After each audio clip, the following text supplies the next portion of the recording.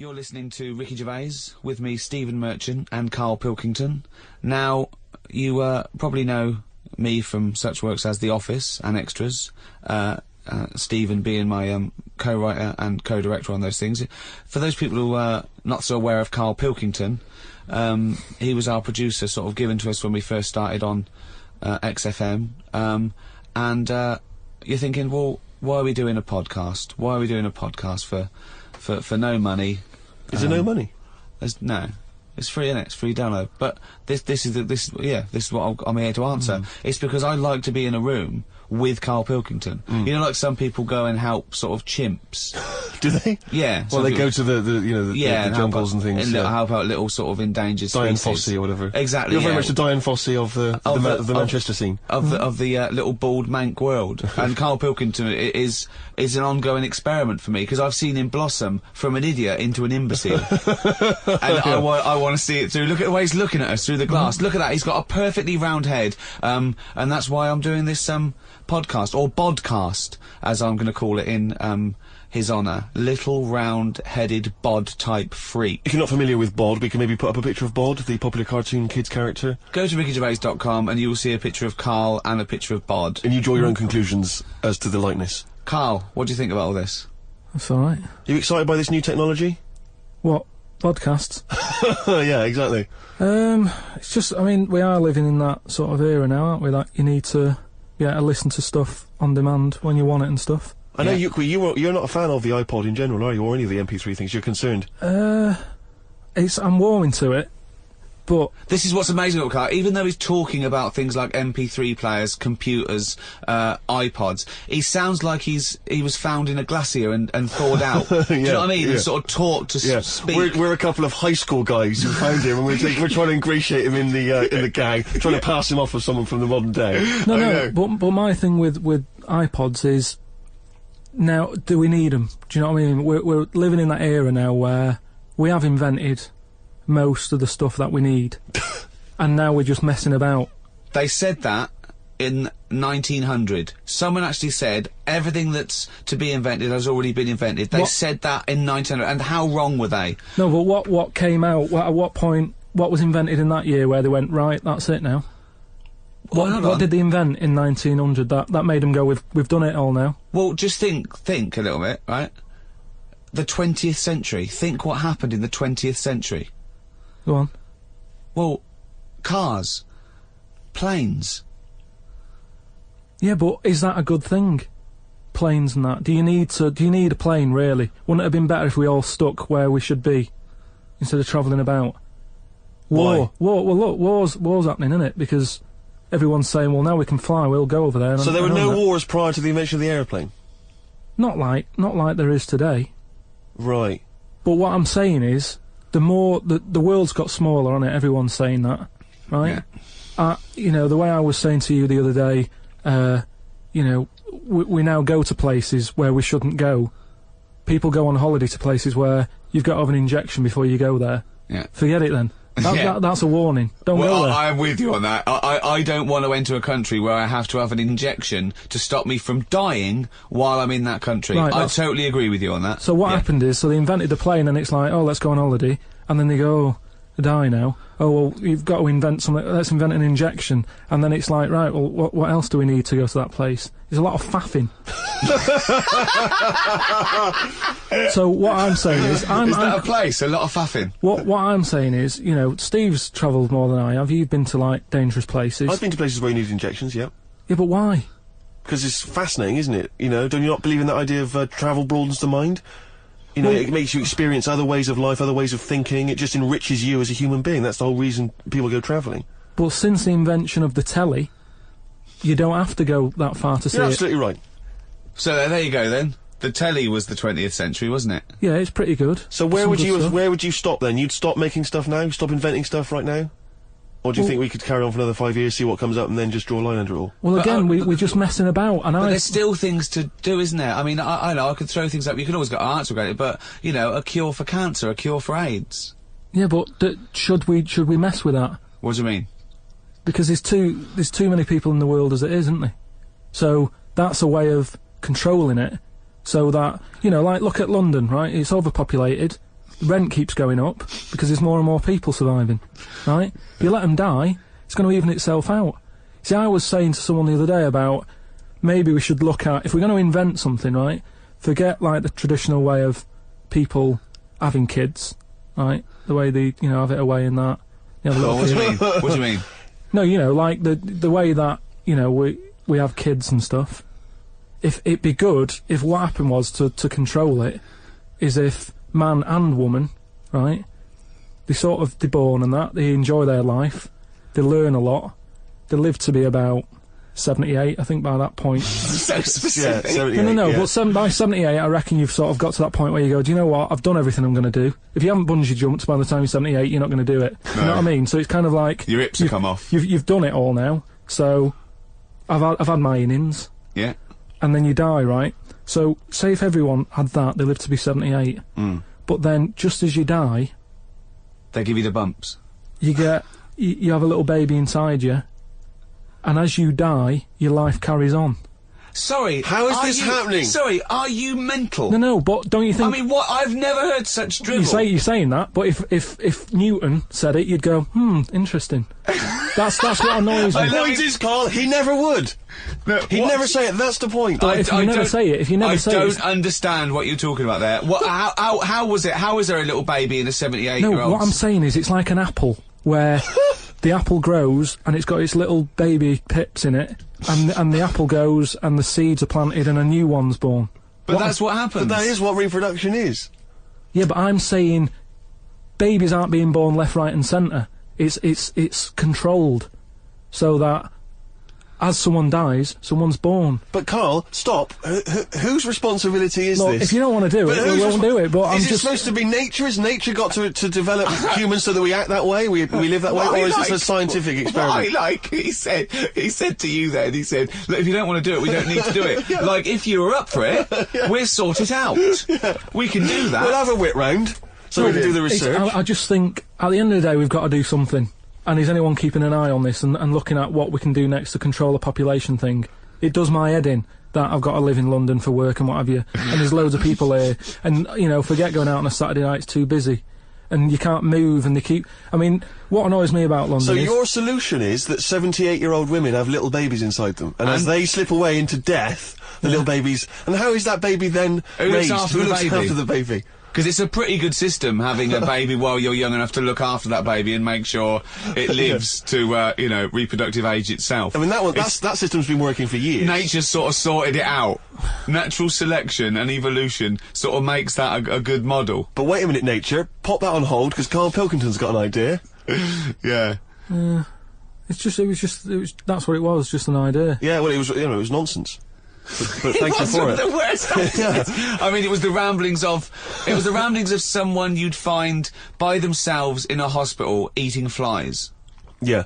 This is the sort of thing you find when, if they find maybe a pamphlet or a booklet written by a psychopath. You know, someone, just before they went on a rampage and then turned the gun on themselves, they go through their possessions and they find a book and it's got weird drawings, women with knives in their face, and this kind of garbage. In fact, I saw a similar sort of theory written out on a wall, but it was written in shit. Exactly. Yeah. No, all I'm saying is, I think it's, you know, when people die normally, everyone's fed up about it, aren't they, and a bit down.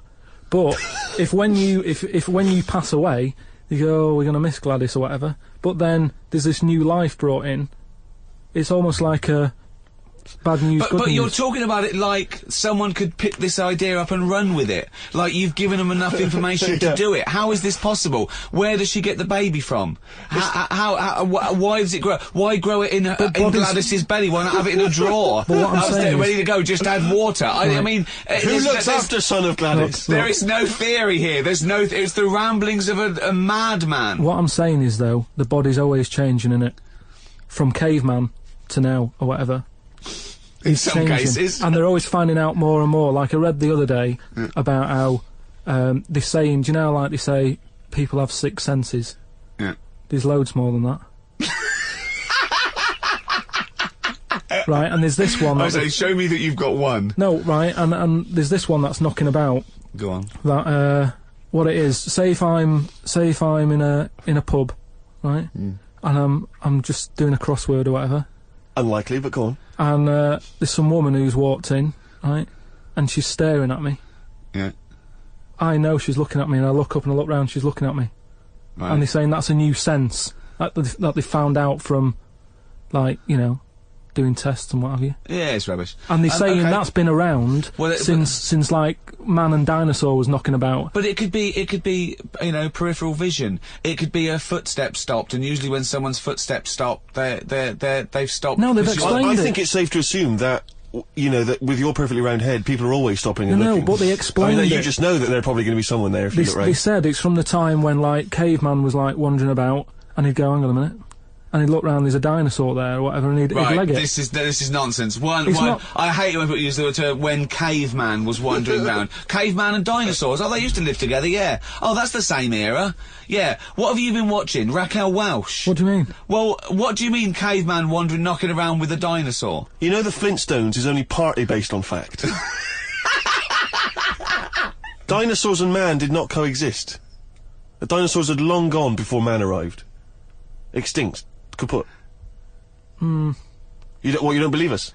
What, you don't believe because you've seen... Because you saw that film where they took pictures of lizards and magnified them and put them next to men in films so they looked like they were fighting. Yeah. No, but why couldn't that have happened? What is the film with Raquel Welch? A Million Years BC. A Million Years BC or A something. Million Years BC. Brilliant. Yeah. Yeah. No, but She had a sort of woolly mammoth bikini. Fact. why wasn't the dinosaurs back then just like how we have dogs now, in a way? He's watching the Flintstones. He's watching the Flintstones. He's thinking of the Flintstones. Yeah. That's what he's when thinking. he puts out the saber-toothed tiger, Yeah, and then yeah. Dido And he gets mixes in. his concrete in a pelican. Yeah. Yeah. I just think that there must have been a crossover point. Why? Why did you say that? Why do you think there must have been There a must crossover have point? been. Because if nothing was knocking about at any point, how did anything carry on? I know. Exactly. Why didn't Hitler meet Nero? It's weird, isn't it? There must have been a crossover. They must have met somewhere. They must have met at a party somewhere. They mixed in similar circles. Yeah.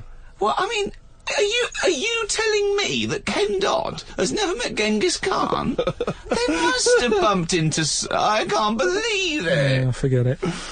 Oh. You're listening to Ricky Gervais with Stephen Merchant and Karl Pilkington. Coming up after the ads, Monkey News.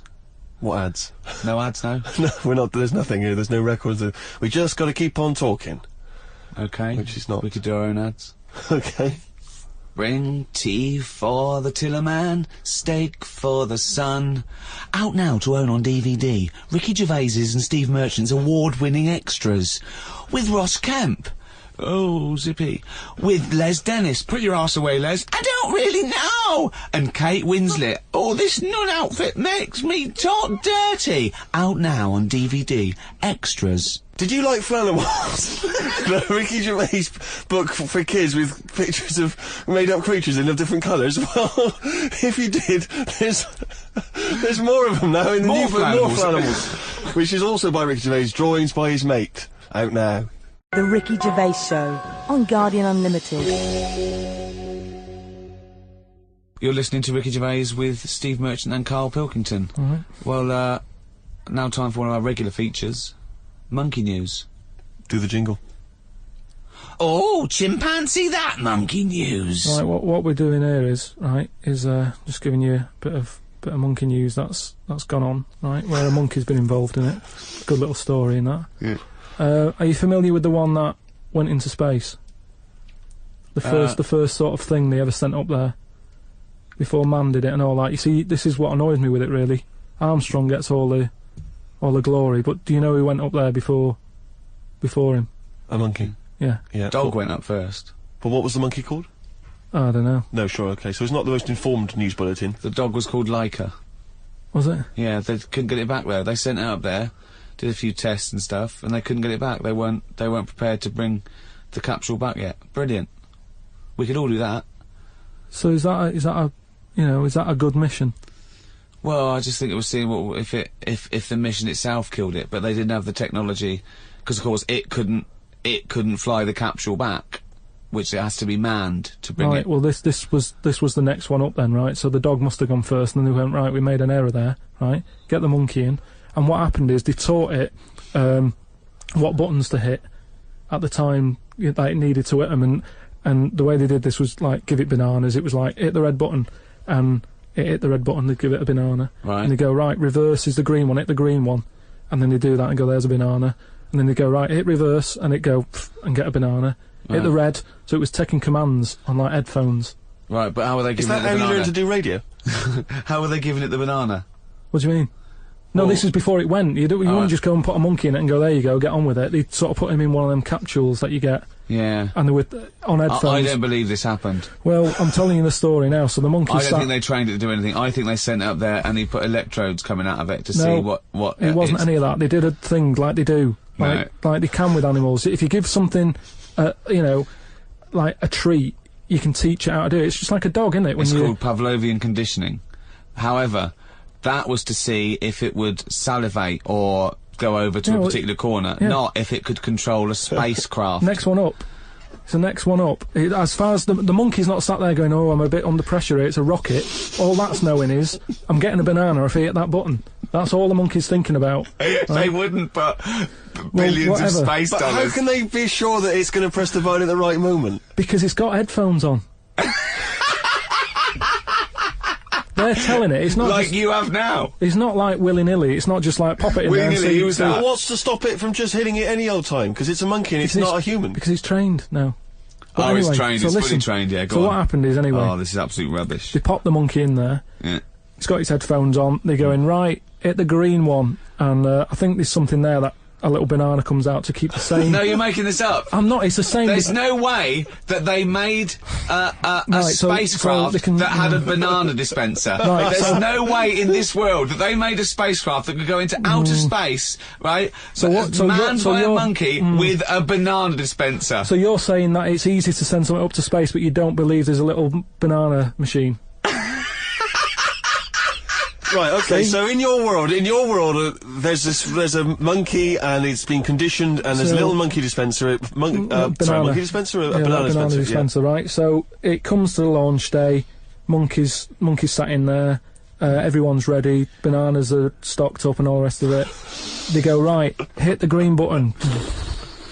Right, and the rocket goes off and what have you. No, they would not make the monkey launch the rocket. Carl, So- you are living in a cartoon world. So the rocket goes off, right? This is absolute bollocks. It's all going well. I mean, I don't know It's what you're all- going to... It's it's- not going well. it's going There's well. no way a monkey launched It's a going- rocket. There's no way a monkey launched a rocket, So you idiot. it's all going on, so they go and hit the left button and it goes a The little bit left. left button! Right, Oh, so- well-known spacecraft command. This is Houston, hit the left button.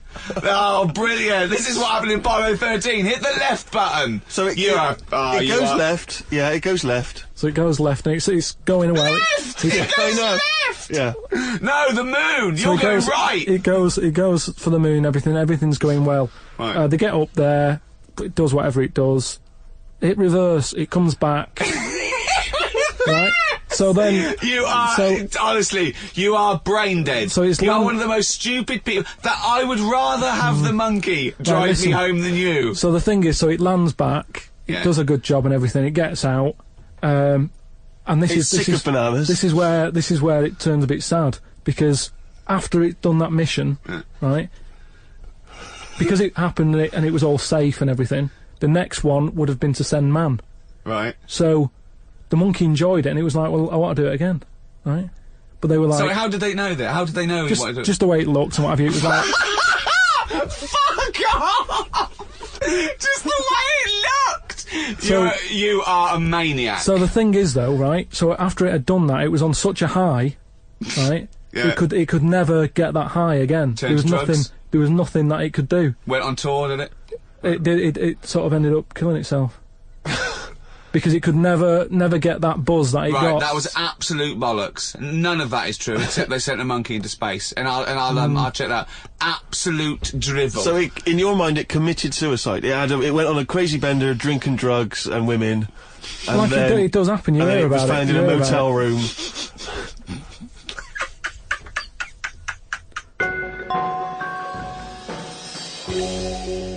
Right, do you know, like, you don't believe in, like, scary stuff? Just like, you know, ghosts. No, I believe in scary stuff. I don't believe No, in well, things that ghosts are totally and that. logical. Yeah, ghosts. vampires? No. Anything made up by man. Well, there was Anything... something in the paper the other day about a vampire. How they found one. they dug something up. It was in the paper. And, Oh, it's true then. It's definitely true. But It's we'll definitely leave true that. then. But we'll leave that because you're just going to do that, so it doesn't matter. No, come on. Come on, quickly, tell us. Come on. You No, found it's just that they found a body in a coffin Yeah. with a bit weird. of wood through its heart and a knife in its mouth. But if you don't believe it, It was a then what's the vampire point? pirate. Well, It was a vampire pirate. But that's definitely proof of a vampire then, and of course, and not some grotesque murder. Yeah. That's definitely proof of If a it was vampire. found, if it wasn't Right, made up. hang on a minute. Yeah. Hang on a minute. As far as I'm aware, when you put the thing through their heart, they just turn into dust. And also, all their victims get their own life back. Yeah, exactly. Yeah, that's Right, the truth. and here was the second bit. Yeah. Somebody had dug it up, Yeah. got the heart, blended it, burnt it, popped it in some water, drank it, and they're in prison now. Now, if it wasn't dodgy stuff, why are they in prison? Why don't you just Because go- they're mental, because they dug up a body, liquidised its heart, burnt it and drank it. That's why they're in prison. There's your answer. Right. But anyway, that isn't what I'm talking about, right? But Go on. I met Derek Acora the other week, Oh, yeah. right? Now, Um, who's he? Which one's he? He's Is he a medium? He can contact the dead. Is that right? he just chats to him and that, passes Sure. messages on. Nice of him. So I said, "Oh, tell us something a bit weird and that." So he said, "What do you want to know?" I said, "Just something weird." So he goes, "All right then." He said, "Here's one for you, right?" And he said, "There's this pub out in the country," and he said, "There's this mug. Do you know those old mugs that they have, where they used to like leave their own cup knocking Like a about, didn't tankard. they? Oh, yeah. Tankard thing." Yeah. So there was one of them mugs in there, right? And everybody Tankard. Let's use tankard if we've All right, established a that's the word. tankard, yeah. Because you're the only mug in this story. Right. Nice. Believe in it all. High five. Great. So this tankard's knocking about, right? And everyone who's running the pub keeps going, "Oh, I wish they'd stop leaving this tankard about," right? And they pick it up. It must be a pain. Having a tiny, small tankard in a pub. That must be a real grind. So every they sort of picked it up and went, "We'll have to wash that," and they popped it on a different sideboard. Next thing you know, that person who's touched it died, right? Sure. So They must have been getting through bar staff. so they kept getting new staff and that. And they were like, "Oh, what's the connection here?" Right? What's the connection here? Oh, God. So anyway, Call Australia, we've run out. they sort of someone notices and they go, "You know, it's a bit weird. It's that cup, right?" So they get Tankard. They get, so it's that tankard and that. So they get a vicar in. Of course they do. And they go, "Look, there's a lot of weird stuff going on here. This tankard, every time someone touches it, they die." So he said, "Leave it with me." He gets his special water out and what have you. He comes round, does a little prayer, sprinkles it. He goes, "Right, not a problem, don't worry about it." He picks it up, chucks it in the bin. Guess what? What? Dies in a crash on the way home. Because he'd picked it up. Well, but Carl, you're telling me this like it's fact, and I'm meant to go, "That's Derek amazing." Acora, he told me. Carl, I have no opinion of that story, other than I'm pretty sure there was absolutely no connection between touching the tankard and him dying. That's all I'm sure It's of. not just him though, is it?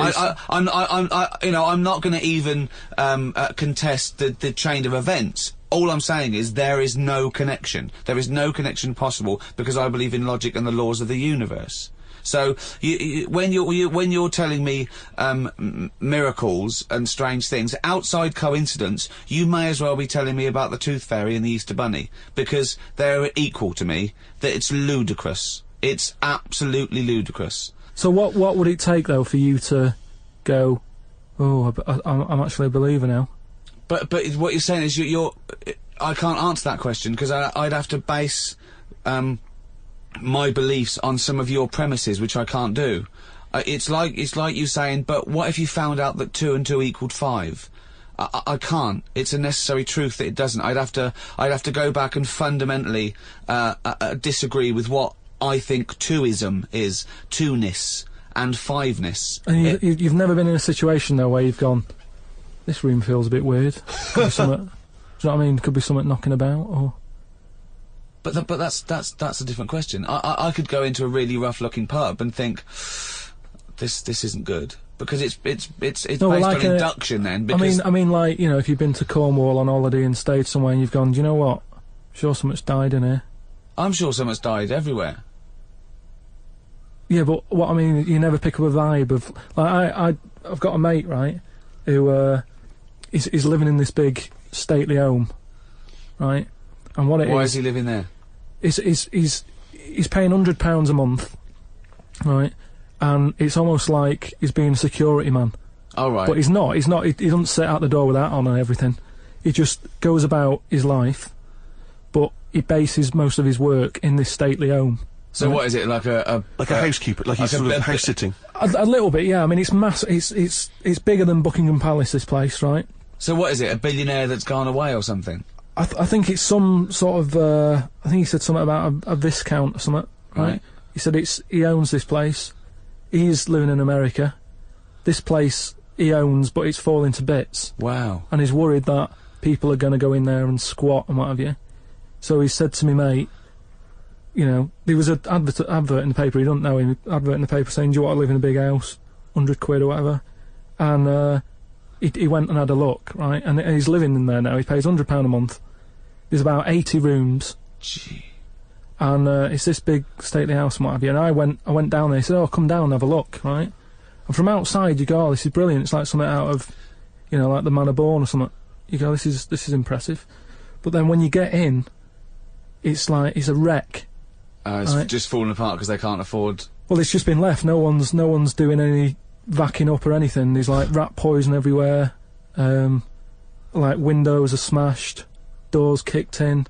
That's a real shame. Why is it? Is it? I don't think he's doing his job, is he? Is it because it would cost like millions to do up or well, something? Apparently it'd be like I think they're going to have it done up, but it's going to cost like 80 million, right? So anyway, that's a big house. That's a big house. So we go to the pub and what have you. I've got like a little torch, and we're wandering around looking in all these different rooms, right? And I'm asking him how's it got in this state? Do you know what I mean? If someone's had it, why have they let it get to this state? And he was saying how, you know, it was like a mental home at one point, and it was like a drug thing as well. People who had problems with drugs, they popped them out there because it's in the middle of nowhere. Do you know what I mean? If you needed drugs or anything, forget it. It's not going to happen. Do you know what I mean? So that's straight away. Do you know, like, have you ever been in a hospital when it's been shut down, or a school when there's no kids in it, and there's that sort of bad atmosphere of like weirdness? Yeah.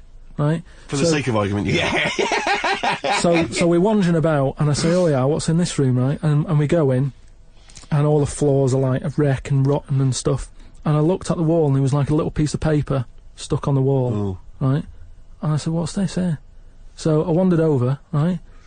Got right up close to it, and somebody had wrote Somebody had roted. Oh. Somebody had roted. Imagine doing Jack and Ori. Right, okay. Right, go on, sorry. So there's a little sign there, right? And I go up to it, and it says, flies, right? With an arrow. Flies this way, right? So I think that's a bit weird. So I follow the arrow, right? Which goes to this corner where there's a shelf. About 3,000 dead flies on it. Oh my God. Condom stuck on the top. That's weird, isn't it? That is weird. That is weird, right? So I'm looking at that, and there's loads of stuff on the floor and that, bits of paper. Picked up this bit of paper, right? And it had, like in biro and that, it looked really old, like it'd been there years. And it had, something like, need nappies, dummy, right? Blankets, like all this, like all stuff for, like, and I turned it over, right? And it said, none of this now needed, baby dead. Right. Now that's weird, isn't it? Now that's what I'm talking about when you get a bad vibe. You go, that's who's been in here. So I don't actually understand what point you're trying to make, Karl. Just because who's written that? Who's been in that room? Who's been in that state? And then straight away your mind starts going, oh, I'm getting bad vibes in here. But Karl, didn't you just tell us that it was once occupied by drug addicts and mentals, to use your word? Yeah. So haven't you put two and two together and thought that was probably who wrote it? That doesn't mean it's paranormal or ghostly. You walk into a building, it's a big, terrifying, empty house. It's terrifying in as much as it's cold and dark and drafty and a little bit spooky in this sort of illustrative sense. And insecure. Yeah, you're a bit nervous because it's got this sort of, its bad vibe. It's just based on the fact that your mate's in charge. Yeah, that's terrifying. I mean, yeah, so it's like saying, are we scared of the dark? Yes, I understand why people are scared of the dark. I'm a little bit scared of the dark. You're walking along. Because you don't know what's in it. Yeah, you don't know what's in the darkness. That's why people get nervous. It doesn't mean you have to make the leap then that you've got some paranormal sense. Oh my God, I'm Karl Pilkington, and hang on, just like Derek Acora, I have sensed something strange and evil in this room. Wait a minute, there's some flies in a condom. I was right all along. That is weird. Flies in a Johnny equals badness. The flies in a condom was weird. It's weird. I don't know. But the note. Yeah. I just think of his face when he saw that, reading it by torchlight. You must have been terrified. It's a bit odd, isn't it?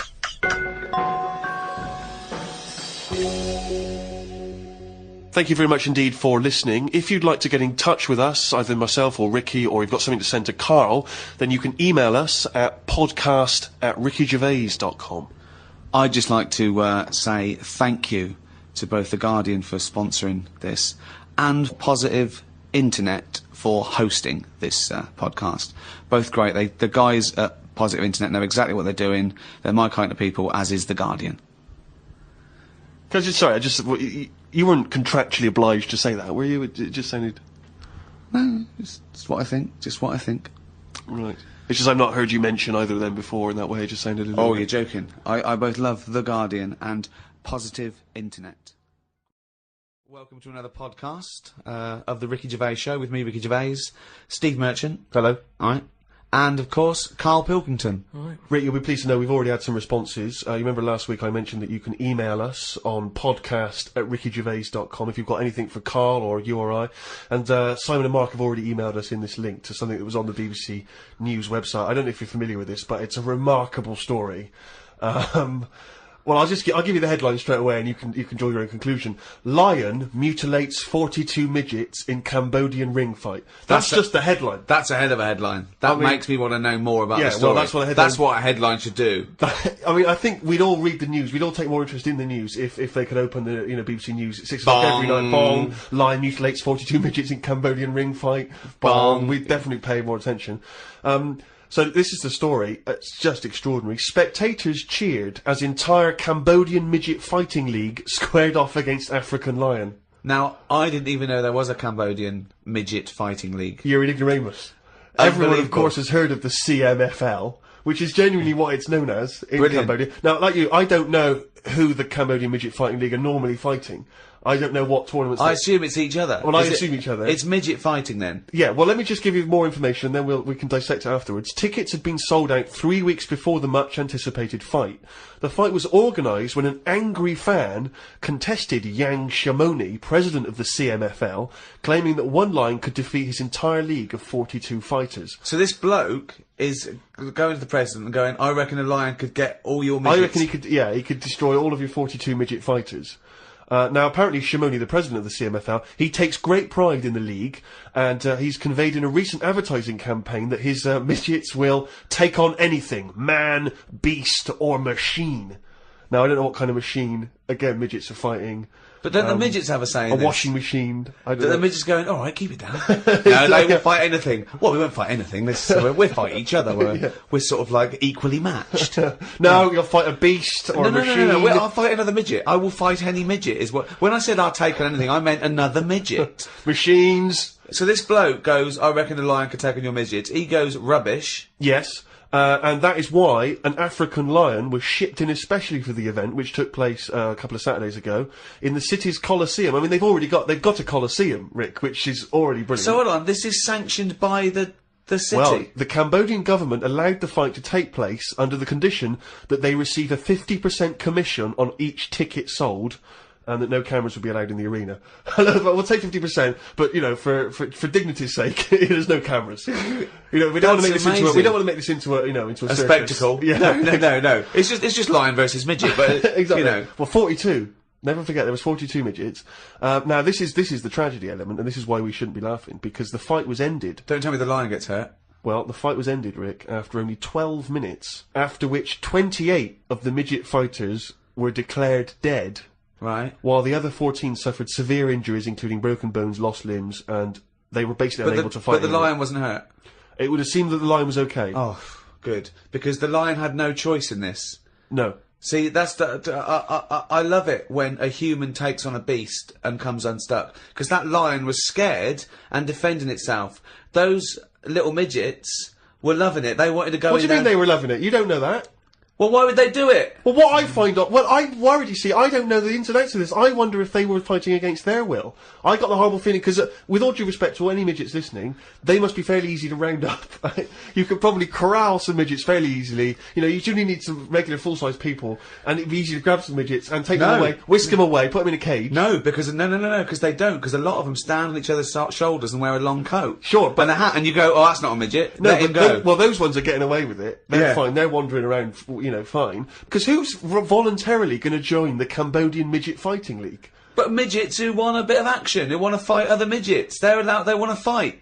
They can't get in real boxing matches because the fellas are too big for them. But they can go, well, I'll tell you what, let's have our own little fighting league, right? But if I was on the Cambodian Midget Fighting League, I'd be livid. I'd be thinking to myself, well, I can't believe I listened to my agent and he's put me up fighting a lion. I mean, I should have just taken Panto in Grimsby. I can't believe that I can't believe it. But hold on, though. I thought Are they all really midgets, or are they lumping in dwarves with them? It's not specified, Rick, but But that annoys me when people say, oh, look at these midgets, and I go, hold on, no, they're making up the numbers with a couple of dwarfs there. That's clearly only 39 midgets and 3 dwarves. Sure. Well, that's amazing. Karl, what are your thoughts instantly? I mean, you're bound to have a take on that.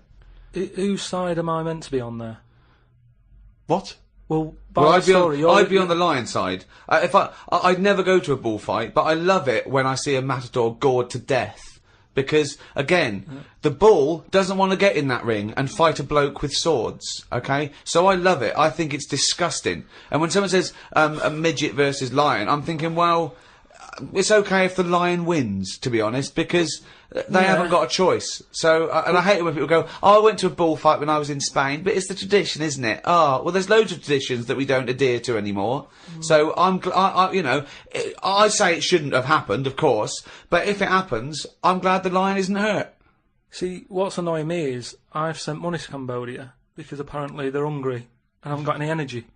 So what's going on?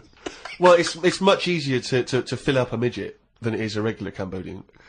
You know, they're I just happy feel on like a Mars bar. I'm being cheated a bit. You were conned before with a charity, weren't you? Well, a few times, yeah. What about the old lady? What was that? I got stopped, and it's like they sort of drag you in by saying, "Have you got a gran?" And I said, "No, they died." And that it's like, "Oh, did they die of the cold?" No, you know, ill. What have you? Just old age. He said, "Well, what happens with a lot of people's grans is they die in the cold, right?" So I was like, "Oh, that's bad, isn't it?" Anyway, so she's chatting and she's showing me pictures of these old women who look cold, right? Saying, "Look at her, that's Edna. You know, she's got no family. She can't pay the bills and all that." Yeah. So I'm like, oh yeah. Anyway, it goes on for about 15 minutes and you feel bad. You give them your bank details, right? And what happens is, every couple of months you get a letter from Edna. Well, it's not from her, it's typed up and what have you. But there's a picture of Edna, right? And it's saying, oh, this December, you know, Edna's going to be extra cold. It's cold outside, she can't afford to pay the heat and what have you. Yeah. Keep going, right? So you keep paying every month like £5, whatever. Get another letter a few months later, right? Edna's sat there. She's got a tan. What do you mean she's got a tan? Well, when they said, you know, she's cold, I thought they meant for the heating, not to send her on holiday for a month. She sat there with a tan. I'm not joking. Are you sure it wasn't just a slight problem in the printing? No, definitely. Sure, she looked well happy. Sure, it wasn't liver failure. This is a terrible thing to say, but when I see those people approaching now with the clipboards on the street, I always get my mobile phone out and pretend to have a conversation. I've done that one. The number of fake conversations I've had walking past them now. Well, I felt sorry for them, right? Because I thought that, you know, to be fair, I've got about 10 standing orders where I felt sorry for them in court. Right? I thought they're doing a good deed. The least I can do. I find out they're on about £8 an hour. Are they? Yeah. They're not just doing it out of the kindness of their hearts. Well, I don't want to I thought they were libel them. volunteers. I thought that was at least why I should feel guilty. If they're getting paid to do it. I don't know. That could be wrong. I think they do. What? I've heard they get paid and that. Well, if someone knows, maybe email us. Podcast at rickygervais.com is how you can get in touch with us. Because if you it- know if these guys are getting fleecing us twice.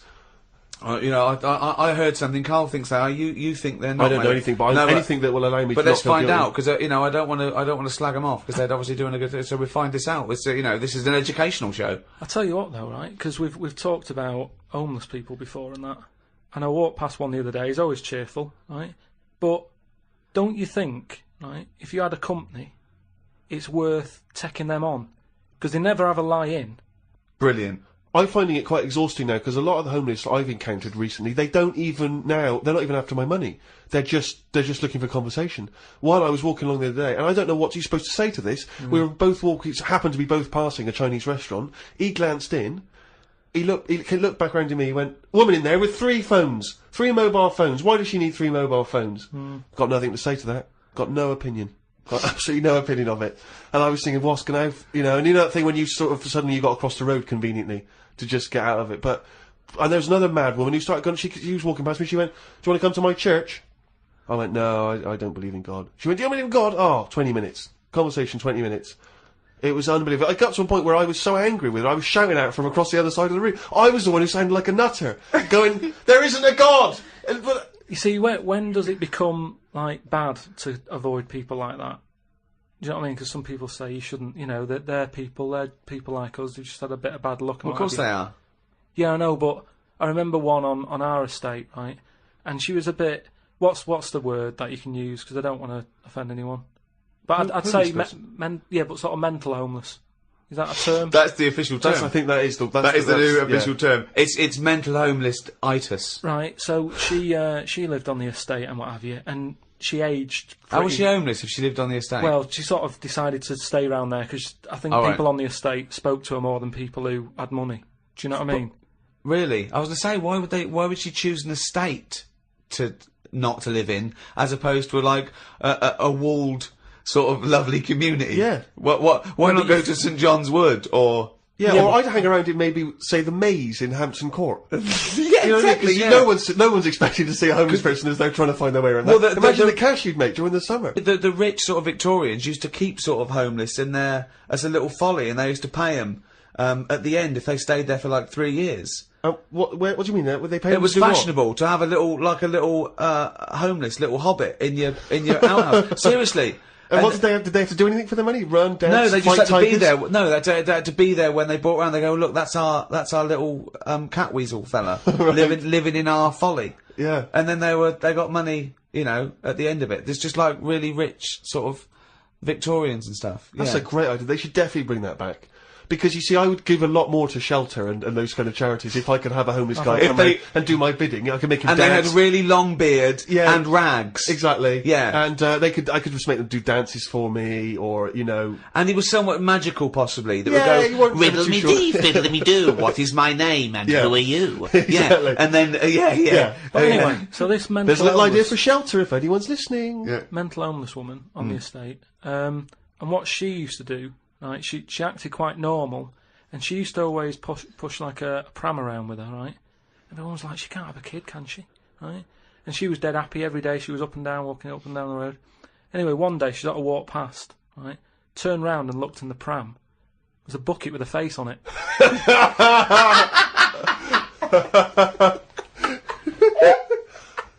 The Ricky Gervais Show on Guardian Unlimited. Rick, we've had an email here from a bloke. I think you're going to respect him, because I think you can tell straight away from his name that he's the kind of guy you'd want to hang out with. Go on. I know how much you love fun people. Yeah. Well, Paul, and he's calling himself this, Paul the Party Animal Parker. He's emailed in. He's given himself that moniker. Right, I assume they're in sort of like quote marks, they're in speech marks, yeah. Paul the Party Animal Parker. And he's calling himself that. Yeah. That I can't wait. So when you picture him, what are you thinking? Millhouse. Right, okay. I think he looks like Millhouse from The Simpsons. Yeah. He's working in sort of an IT department, maybe? Yeah, for a large possibly. organisation? I think he might still be at school. Okay, right, yeah. Yeah, I think. And this is the vital question. Do you believe him to be a party animal? I believe him to be a party animal is as much as a man with a long scarf that his mum knitted him to look like Doctor Who can be a party animal, yes. Do you think that when people are organising parties at his school, they're thinking the first person they got to get on the list and make sure he's guaranteed You've got to take Paul the party animal. Because I I bet he's got millions of affectations. I bet he wants to be known as the one that carries around a biscuit tin. Yeah. He's got the scarf. He's the guy who only ever wears bowling shoes. It's his thing. It's his thing. He's a little bit kooky, it's his thing. But thank you very much indeed for your contribution. And it is fairly interesting what you sent in. He's found this on the web. I don't know why he's felt an affinity with this particular inventor. But anyway, there's a Serbian man, who has invented a sex machine for women. And he's appealing to Western women to test his device. He's from a town in, as I say, in Serbia. I guess Serbia? I guess that's right. Is that right? Well, I don't know. What does it say? Well, it says a Serbian man, but is it called Serbia? Yeah. Yeah. What was all the Croatia-Serbia thing? Well, it doesn't matter now, does it? Okay. It doesn't matter now. It does to them. Otherwise they fought for nothing. What the hell do we know about world events? I mean, how long did that go on for? Months, I don't know. wasn't it? If they're inventing new countries, they can't expect me to keep up with current trends, can we? Anyway, this Serbian man has invented a sex machine for women, and he can't find any Serbian women to try it out, so he's looking now for Western women. He's taken out a patent on the ultimate sex machine. It runs on a 390-volt electric engine, simulates sex, and has a 7.5-inch artificial penis. He said, "My sex machine has an artificial penis that can make up to 180 moves in a minute." Now, I don't even know what that means. 180 moves? What? I mean, there's only really... Well, in and out, It's I in and out. imagine. It's largely Yeah. the function. Unless I've been doing it what wrong. he's all done. these months. What he's done is he's put a dildo on a Black and Decker. A man can only manage the intensity of movement for about 5 seconds normally, but this machine can do it for as long as the woman wants. But anyway, so he's looking for a woman who will test this out. But what I love, as soon as I read this, I was thinking, it's just imagining there going, "Oh, thanks for coming in, yeah, okay." So there's, what's gonna happen is there's a penis that's gonna pop out from here, and it's gonna have sex with you. I'm gonna stand behind the machine. I've got to stand behind here, there's a lot of dials and stuff, I don't want to bore you in. Well, why do you have to stand behind it? Just... I can't, it's technical stuff, but I got to be behind the machine. But there's no penis on the robot at the moment, it's just a hole. No, don't worry, what'll happen is, I'll switch the machine on, I'll go behind, and then a penis will appear. Will it be like a metal-looking penis? It will be a robotic penis, but it will seem like it's a regular fleshy human penis. So you're gonna so you're gonna go behind this robot, Go behind the machine. disappear, Yep. and then a fleshy-looking penis is That gonna will appear through the hole when I switch the machine on. Okay, and that'll be the real Yeah. robotic penis. But you won't see me for the duration of your sexual So encounter. you've made this sort of like robotic penis look really realistic. It's really realistic. You will not be able to tell the difference between, say, the robot one and mine, for instance. You Okay, wouldn't- well, I you don't wouldn't- want to see yours. No, there's absolutely not. Because I've not come around here to have sex with a person. I know, you've come around to test the machine. Yeah, and that is exactly what you're going to get. Okay, A lovely well, piece you- of mechanical action. But what is the idea that on the front, maybe he's painted a picture of a robot's face. Yeah. And then when the machine begins, you know, rather like in one of those horror houses, like a kind of mansion in a spooky film, the eyes of the painting, they'll move. And the a pair of real eyes- eyes will appear, just staring out. But I don't think I can have sex with this machine unless you're actually in the room, just in case anything goes wrong. No. Don't worry, I'll be behind the machine, it'll all be fine. It'll Yeah. be safe, not a problem. Okay. But anyway, so yeah, Paul the Party Animal Parker sent that in, and knowing him, there'll be plenty more coming like that in future weeks. Carl, what do you think about that? The Machines and that. yeah. Well, they've always been sort of. I mean, to a lot of people, sex is important, isn't it? You know what I mean? Not to you? Well, it serves a purpose. What purpose? No. Because you don't want to have kids, so what purpose? Just you know, Something to do in the something evening, to do, innit? when the telly's broke. But for years, like they've found stuff, haven't they? Machines from like Roman times that similar to that setup. No machines in Roman times. Like that though, the old sort of knob on a stick machine thing. The old Roman love that. stick. I'm sorry, but I watch Time Aqueduct. Team every week, and Tony Robinson has never done an old knob on a stick machine. I just think of Julius Caesar sitting down and go, okay, aqueduct, we love that. Thanks for that. Straight roads, good idea. We can see the enemy coming. What have you got there? Well, I'm glad you've asked. Ploncticus.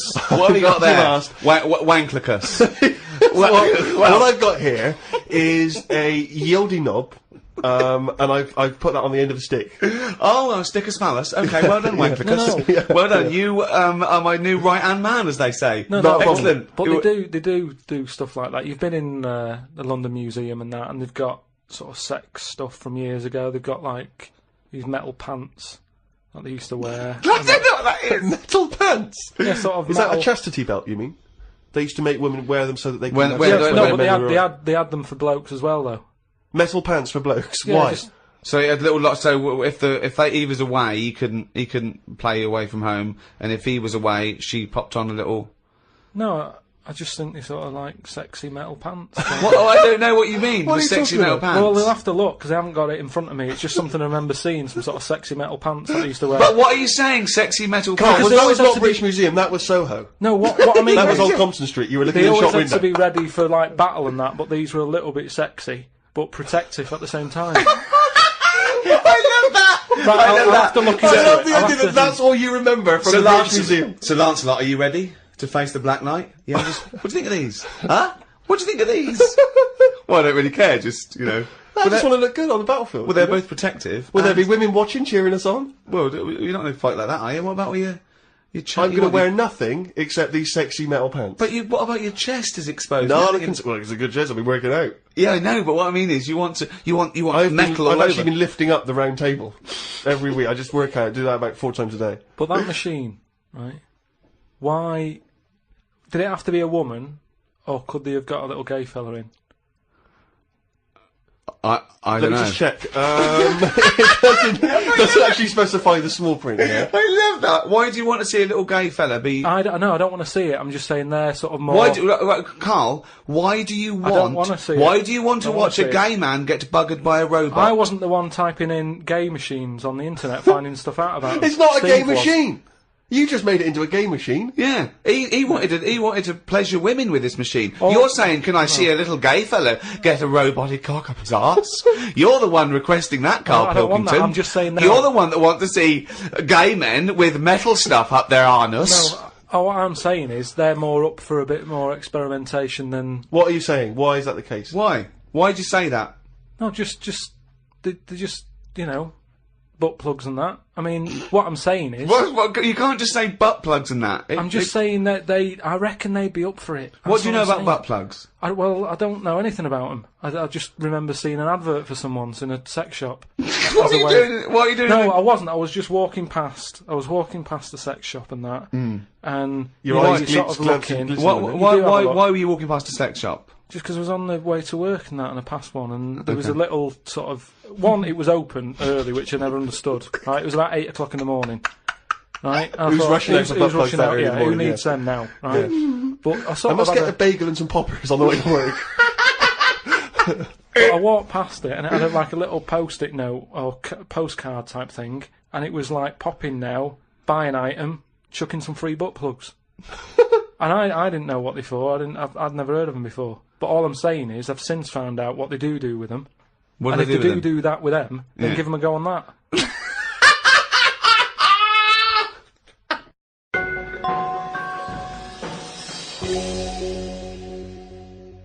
I had another email here. This is they haven't given their name actually, but it's an interesting fact. I'm hoping it's true. America's first nudist organisation apparently was founded in 1929 by 3 men. Now, what intrigued me when I read that is the fact that it's clearly 3 blokes just trying to meet some nude women. They're all 52, balding. Exactly. With little, sort of those gold-rimmed glasses. Yeah. Yeah. And they're just wandering around, and it's all quite saggy down there, and they're just knocking on doors saying, we'll just set up an organisation. It's perfectly above board, completely legitimate. It's a nudist organisation. You got any women in there that want to come and join us? Because we haven't got any female members at the moment. Got any women in there interested in, volleyball or trampoline? I can't be doing with it, me. You hate nudists, don't you? Nudists. I don't understand what it's all about at the end of the day. And here's something, right? Do you know, like, when you're a bloke nudist, right? Do you ever get any who just have, like, a small knob? I don't know. I don't understand the question. What's that? What's your point? Well, are there any blokes who are knocking about who just have a normal-sized knob, or maybe a bit smaller than normal, who are happy wandering about showing off what they haven't got, if you know what I mean? I don't think nudists are just doing it because they're so proud of their knob. No, but there's got to be a little bit of that in it, isn't there? Why? Say like, Jonathan Ross, right? He's nipped to see you now and again and what have you. He's what? He sort of nipped in to see you now and again. He's always happy getting his knob out because he's known to have this big knob, right? What do you mean he's known? Why is Jonathan Ross known to have this big knob? No, he just talks about it a lot, doesn't he? He's always saying about, but you'd like this, wouldn't you? And all but that's like me. I'm known for being a great lover. I say it a lot. It's clearly not the case. What evidence have you got that he's got a big knob? No, but the difference is he's happy to keep getting it out. It's different, sort of me walking about going, I've got a big one and all that, but no one ever sees it. But Jonathan sort of, he's always getting it out, isn't he? Have you seen him get it out before? He did get it out, but I wasn't looking. What do you mean you weren't looking? How do you know it was out? Just because he sort of was moving it about and that, and I could sort of So see. No, I wasn't looking though. It was that sort of thing where you can see something moving about, but you're like, I'm not looking at it. What, like an owl seeing a mouse? What I mean, it doesn't matter. All I'm saying is. So no, let's get back to this. You remembering vividly Jonathan Ross's penis? No, yes. I don't mean that. Why were you looking at his penis? I wasn't looking though. Well, it was clearly not meant to be looked at. I'm just saying, most blokes who, nudists, they must be pretty confident in themselves to you know, getting it out. And I wasn't looking. It's just that, I mean, I looked once. Okay. What was it like? What? Sorry, you looked at Jonathan's once? No, or- no, Yeah. I was looking at another one. What? At the same time? No, Why are you looking at loads No. of men's What's penises? going on? Where are you Because hanging it's out? natural. this? It's natural, that's what I'm saying. What do you mean? This As a is bloke- Carl takes a sneaky look at No, no. menscocks.com. No, what I'm saying is, it's Where natural. was this happening? You were in a gym. No. A lot of guys are getting changed, and you No, were just checking out their you're at your bedroom window with a pair of binoculars, No. and there was a little fella across the road getting changed. I was at some night out once. Go right? on. So you were at heaven, and you were in the It was toilet. some night out, and some people come running on the stage, right? Some music started coming on, and these 4 people ran out. It was 2 women. So you were 2 at a gay blokes. strip club. It wasn't gay in that. It was just a normal night out. Well, you know, some sort of party night out. Right. These people come running on, right? You got 2 women. You got 2 blokes. Right. They whip their knickers off. The fellas whip their undies off. At the same Now- time? Yeah, all at the same time. Was it like, that, was it like a choreographed thing? like what's it? Chippendales. No, what you know, like Cheryl Baker was in it. It was that thing where they sort of, you know, on Eurovision Song Contest. Making your mind up Yeah. when Bucks Fizz Bucks ripped Fizz. off a larger skirt, conceding a smaller skirt. At no point did Bucks Fizz whip their knickers and pants When off. you said Cheryl Baker was in it, I was thinking, what? Didn't she used to host Record Breakers? I don't remember that on So- there. so that- Tea Time on BBC One. So Go that, on. that happened, and all I'm saying is, right, before I had a look at the woman's bits, right, I just had a little cheeky glance at the fellas. Why? Just checking it out, just seeing is everything normal down Why there. weren't your eyes drawn instantly to the ladies' bits? No, don't believe me, I had a look at that. All I'm saying But you is, went to the guys first. look, I didn't know how long pants were going to be left off for. So you didn't want to miss your opportunity, is what you're saying? You saw a window of opportunity to see some men's bits, and you thought, I better take it. No, because this may never happen again. No, So what happened? So there's had a 2 look. women, 2 men, right? I don't know what sort of event this is where you're looking at anyone get their knickers and pants off. I don't know why you're looking at all. Good night, So you go right. There's knickers and pants off. Right. Let's check out the knob and testicles first. you're telling me you've never, like, when you've been in a gym or anything, you've not just sort of turned your head, had a look, and gone, all right, yeah, that's all right. Yeah. Been in a... Sorry, let's just get this question right. Have we ever been in a gym and just taken a sneaky glance at a man's genitals? Is that your question to us? Right, for me, it's the same as when you see someone who's a bit odd, 2 heads or whatever. Well, I'll be honest. If I was in a gym and a bloke came in with 2 heads, I'd look. What? I'd get a sneaky glance in the mirror. I'd go. "Oh, Sorry, but you'd look at his genitals or his 2 heads? there's 2 heads. Or would you you look at the heads and then think, I wonder if he's got 2 cocks? And just... I'd have to have a look there. If I'll tell you what, and now I admit it, if I'm ever in a gym and a naked man with 2 heads walks in, I probably will check out the genitals as well, just to make sure that he's got 2 of everything. Can I tell you the thing that always freaks me out? I do sometimes go to the gym, and I live in North London, and the thing that always freaks me out is if there's an elderly man, often quite short, and I say this only so you can picture something in your mind's eye, you know, because I live in North London. There's quite a lot of old elderly Jewish gentlemen, you know, wander around, and I'm always freaked out because there's at least 2 I'm aware of who've got very, very large penises. And I always find that really disturbing, because sometimes you can't help but notice, because it's like Godzilla coming through the changing room. Do you know what I mean? And it's swinging there, and it never seems right that he's an old guy, you know, he's kind of a little overweight, quite short, and he's got a massive piece of action going on between his legs. And I always get, dare I say it, a little bit jealous. Because for a tall man, I feel I've been a little bit shortchanged. Oh, wow. So there you that, go. I do admit, that's the only instance where my eye has been naturally drawn to it. Do you know what annoys me in gyms? Where people walk round happily naked all the time whistling. They get weighed naked, pop a towel on and take off 3 ounces. How exact have those measurements got to be? Yeah. Do you know what I mean? Pop a towel on. I mean, unless you're going on the space shuttle, I reckon you could give or take a couple of stone. Yeah, a couple exactly, of ounces. yeah. Absolutely right. Well, we've put that to bed. The Ricky Gervais Show on Guardian Unlimited. Right, Carl. Go on. It's that time again. You better be ready. Oh, chimpanzee that monkey news.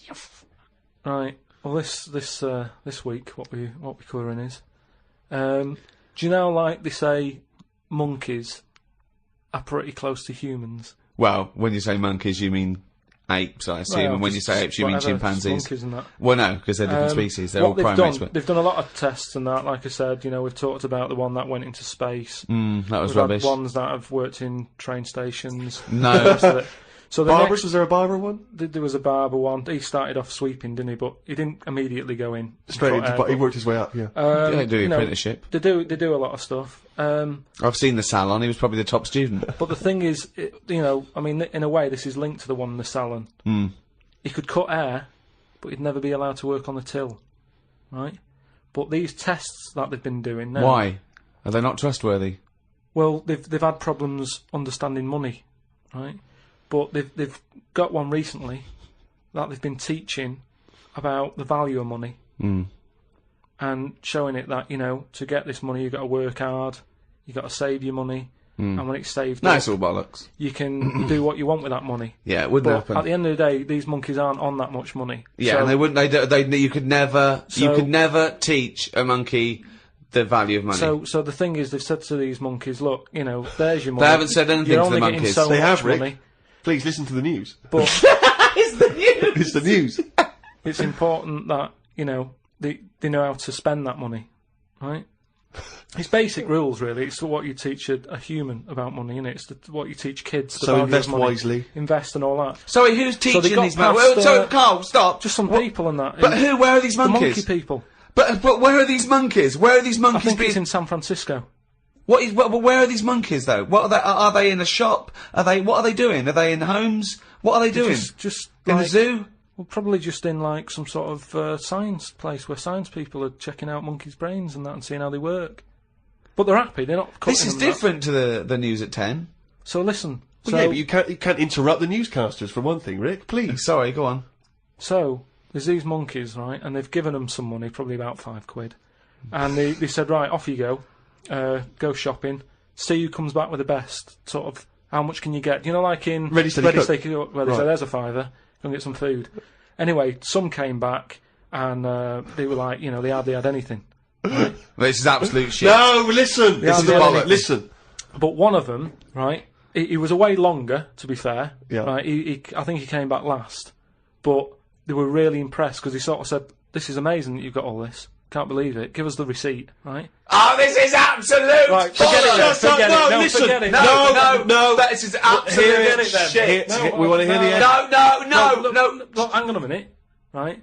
So they said, give us the receipt and that, and they looked at it, and it was all official, right? And they went through it all, and what they were really impressed by is the way that they always went for the sort of slightly older veg, where you get 2 lots for the price of one. Right, you're absolute. So, and it just goes to show, This is right, absolute bollocks. Well, There's forget it no then. way. If you're There's not no gonna- way forget a it. chimp went It's shopping not- and right. knew what he was buying. It's I don't know why you absolute- lost me then. Well, it's absolute bollocks. Once again, you've made it up. You probably saw a headline it. on some sort of half-witted website, and you're talking shit. Right. Just to say, if you have any monkey news for Karl that you want to hear on one of these podcasts in future weeks, then you can email Karl, or indeed with anything, Sick of at it. podcast@rickygervais.com. This podcast was hosted by Positive Internet. Can I just ask, what does hosting mean when you, in that sense? I don't know, but the guys at Positive Internet do, because they're experts in this field, and that's why I like them. Well, thanks very much. And join us next time when we'll I'm sure. Let's do a couple of openings. You do it. Well, you better say something. Okay. Well, I think you should say, welcome to Ricky Gervais show on, or whatever, podcast. I'm not on this, am I? Yeah. What am I doing here? Well, just saying hello. Hello? No, let us do the introductions. We're doing 2 introductions in the 2 shows. Fuck me. The Ricky Gervais Show on Guardian Unlimited.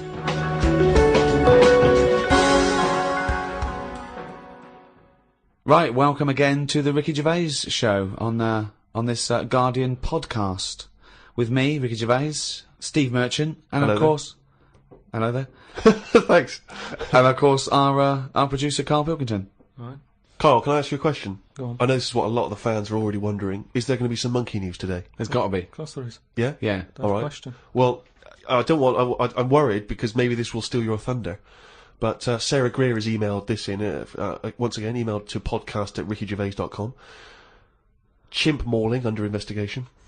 I know you're concerned, because this actually fuses 2 of our greatest features, monkey news and knob news. into one seamless whole. Investigators said they are trying to figure out how 2 chimpanzees that viciously attacked a visitor at an animal sanctuary escaped from their cage. This is the grim bit. The chimps chewed off a man's nose and severely mauled his genitals and limbs. Why did they go for his genitals? Both of them did as well. Eh? Both of them. Did you say 2 chimps? No, you're right, yeah, it was chimpanzees too. Yeah, I don't know if See, both which of them one did went, it? they just saw that they're dangling away and they You just go went, for the nose? Yeah. I go for his bollocks. And Now, then what accent have they got there? I those don't chimps? know. Were they kind of New York gangster chimps? They're like soprano chimps. what happened to them anyway? What happened to what? The 2 guilty monkeys. Well, unfortunately, they were shot dead by the authorities. You see, that annoys me a bit. I know, but again... What are you talking about? They're attacking people's gonads! I know, but they were happy in an African jungle a couple of years ago. That's what they do, isn't it? That is what they do. That's what animals do. Animals fight. Do you remember when that bloke... So what are you supposed to do? You're supposed to let them just wander off into the I don't know, into the local mall and maybe savage some young children? Or a bucket with a face paint on it? Hang on. No, all I'm saying is, you don't shoot them for doing what's natural to them. They Yes, did you do. Why? If anything attacks anyone's balls... No, and but why- bollocks, you attack them. no, maybe they were shot during it. That you're allowed to shoot something that's doing something. But if were they executed or were they shot in the attack? No, it says he shot them to death. I'm assuming he shot them to death as they were legging it off. But why aren't they just sort of tranquilised?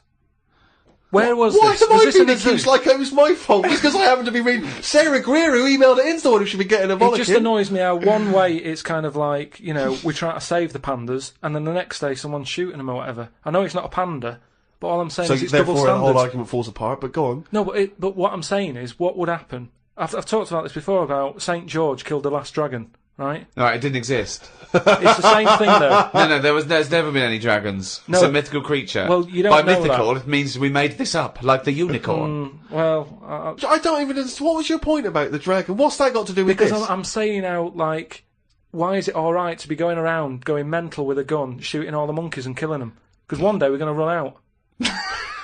What are you talking about? How have you extrapolated from this one incident of a couple of testy, happy That's what monkeys? I'm saying. That's what I'm saying. One incident. They only did it once. They've got a But bullet they're in their not head. shooting around and making them extinct, are they? If they carry on like that, they will. But Well, it's up to the monkeys to stop attacking people's private parts. It's It's got got to be a give and take here, No, I'm come on. sorry. That monkey doesn't know why it's in a cage. It's not going, oh, this is for my own good. It's like, even if it's animal husbandry, they're not sitting there going, well, I'll tell you what, let's stay here because it's, you know, they're trying to do a nice little breeding program here, or we could get out and do what we do best: run amok, eat some bollocks, right, and have a good time. Right? They don't know what they're doing. They don't. And Carl's right. The poor little bastards get a bullet in the head. For what? And I'm saying, if they're attacking a human, shoot them to stop them. That's fine, okay. But if they're running away and they're, you know, don't shoot them in the back like a coward. This was an animal sanctuary, though. So presumably they had quite a cushy time there, because most of the ones I've visited, they've always got it easy. They're But hanging you around don't- on tyres, they got comfy chairs, they're wanking, they're going berserk, they're loving it. So you know, you say that. I think I don't know. I just think there was something nasty. There was something a bit warped in these monkeys. I mean, But hang on a minute. You've just answered your own question there. You said they're in a sanctuary, so they haven't had a good upbringing. So they're going to be a bit more like madder than other monkeys, aren't they? Because that's where the ill ones go, isn't it? Sorry, what do you understand by sanctuary? Well, I've been to one for seals. it's not like a borstal. Yeah, exactly. He thinks it's a borstal. He It's thinks like that, scum. Yeah, that they did some bad stuff in the jungle, and that they had a little monkey caught, and they went send him to Borstal. So, well, what is it then? No, it's a monkey sanctuary where it like a haven. Well, it's not a haven, is it? They've got a bullet in the head. The Ricky Gervais Show on Guardian Unlimited. Talking of eating knobs, Yeah. Gilly Goulden. Now What's she been up to? Well, you saw her in I'm a Celebrity, Get Me Out of Here. I haven't been watching it. She popped a little kangaroo knob in the mouth, chewed it up. What, she just found swallowed it? Did she line around? No, it was one of the things that she Oh, actually... it was one of the challenges. Carol Thatcher, you know, a daughter of one of our leaders. Sure. She popped a couple of bollocks in the mouth, Oh. chewed them up, swallowed them. Oh. And Gilly Goulden, there was a kangaroo penis there, dried. She couldn't even get... It was so tough, she couldn't even get through it. And then she... eventually she eats What was it, it. like a pepperoni? Yeah, and she... What do you think of that, Karl? What, eating that sort of stuff? Yeah. I watch it. I like those little trial bits, right? Yeah. But what I don't think people realise is, right, it is hard eating a little kangaroo knob. Right? Really? How do you know? No, it's just, you think about it and you go, oh, I couldn't do that, right? But what they never mention on the TV programme, which I think takes it to the next level, right, they're eating that at like 7:30 in the morning. Sure. Right. Which is worse, innit? Yeah.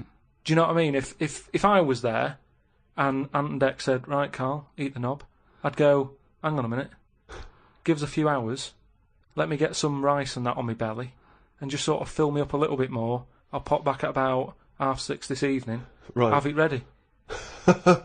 And I'd be happier then. It's just that thing of, you don't want to eat animal genitals on an empty stomach. So what are you saying? You could I'm saying, like, I could eat a knob at night, but just cut that there. We'll loop that. If any DJs are listening, just take that quote. I could eat a knob at night by Karl Pilkington. Maybe do a dance remix. Yeah, I think maybe you're sort of a house producer, and you could maybe get some kind of high energy beat going, and then we could just send that out to some of the gay clubs. I'm sure it'd be really popular. Please, anyone send us, that looped with a nice little, funky house beat. Karl Pilkington saying I could eat a knob at night. No, but do you know what I mean though? By that. Not really. Well, okay then, right. Okay. Now, I couldn't do it. I could not do it. I couldn't pop a kangaroo testicle in my mouth and chew it. It was disgusting to watch. She was eating witchetty grubs. Good on them because they were doing it. But then again, I think, well, they wanted to go in there. They knew they were up for it. So on the one hand, I think, is that admirable and is that showing sort of like good British metal, or is it, I'll do anything to get on telly for a week? I don't know. You know what I mean? Where does it stop? I thought Rebecca Lewis went too far when she gave the little pig a tug, but at least she knew where to stop. Yeah. She didn't, well, I think it's obvious when you have to stop. Yeah, but the pig tells you that. To pop the Also, again, where's the kangaroo hopping around without a cock? I'll tell you, here's another question, right? Bit of a spin-off with animals and that. Have you ever, right, Steve, killed a fly? Probably, yes. Right. Well, I was watching David Attenborough, right? He makes his money out of flies and that, doesn't he? Do you think he's ever killed one, or does he go, well, I can't kill that fly or that spider, because that's how I make my money? I don't know what the question is. I don't know what this question is. Like, my mum, right, she said, if a fly is knocking about the house, she never kills it, she always catches it and puts it out and that, and she said she'd never kill one. Who is she, Mr. Miyagi? What do you mean she catches it? How does she catch it? With a pair of chopsticks. No, she...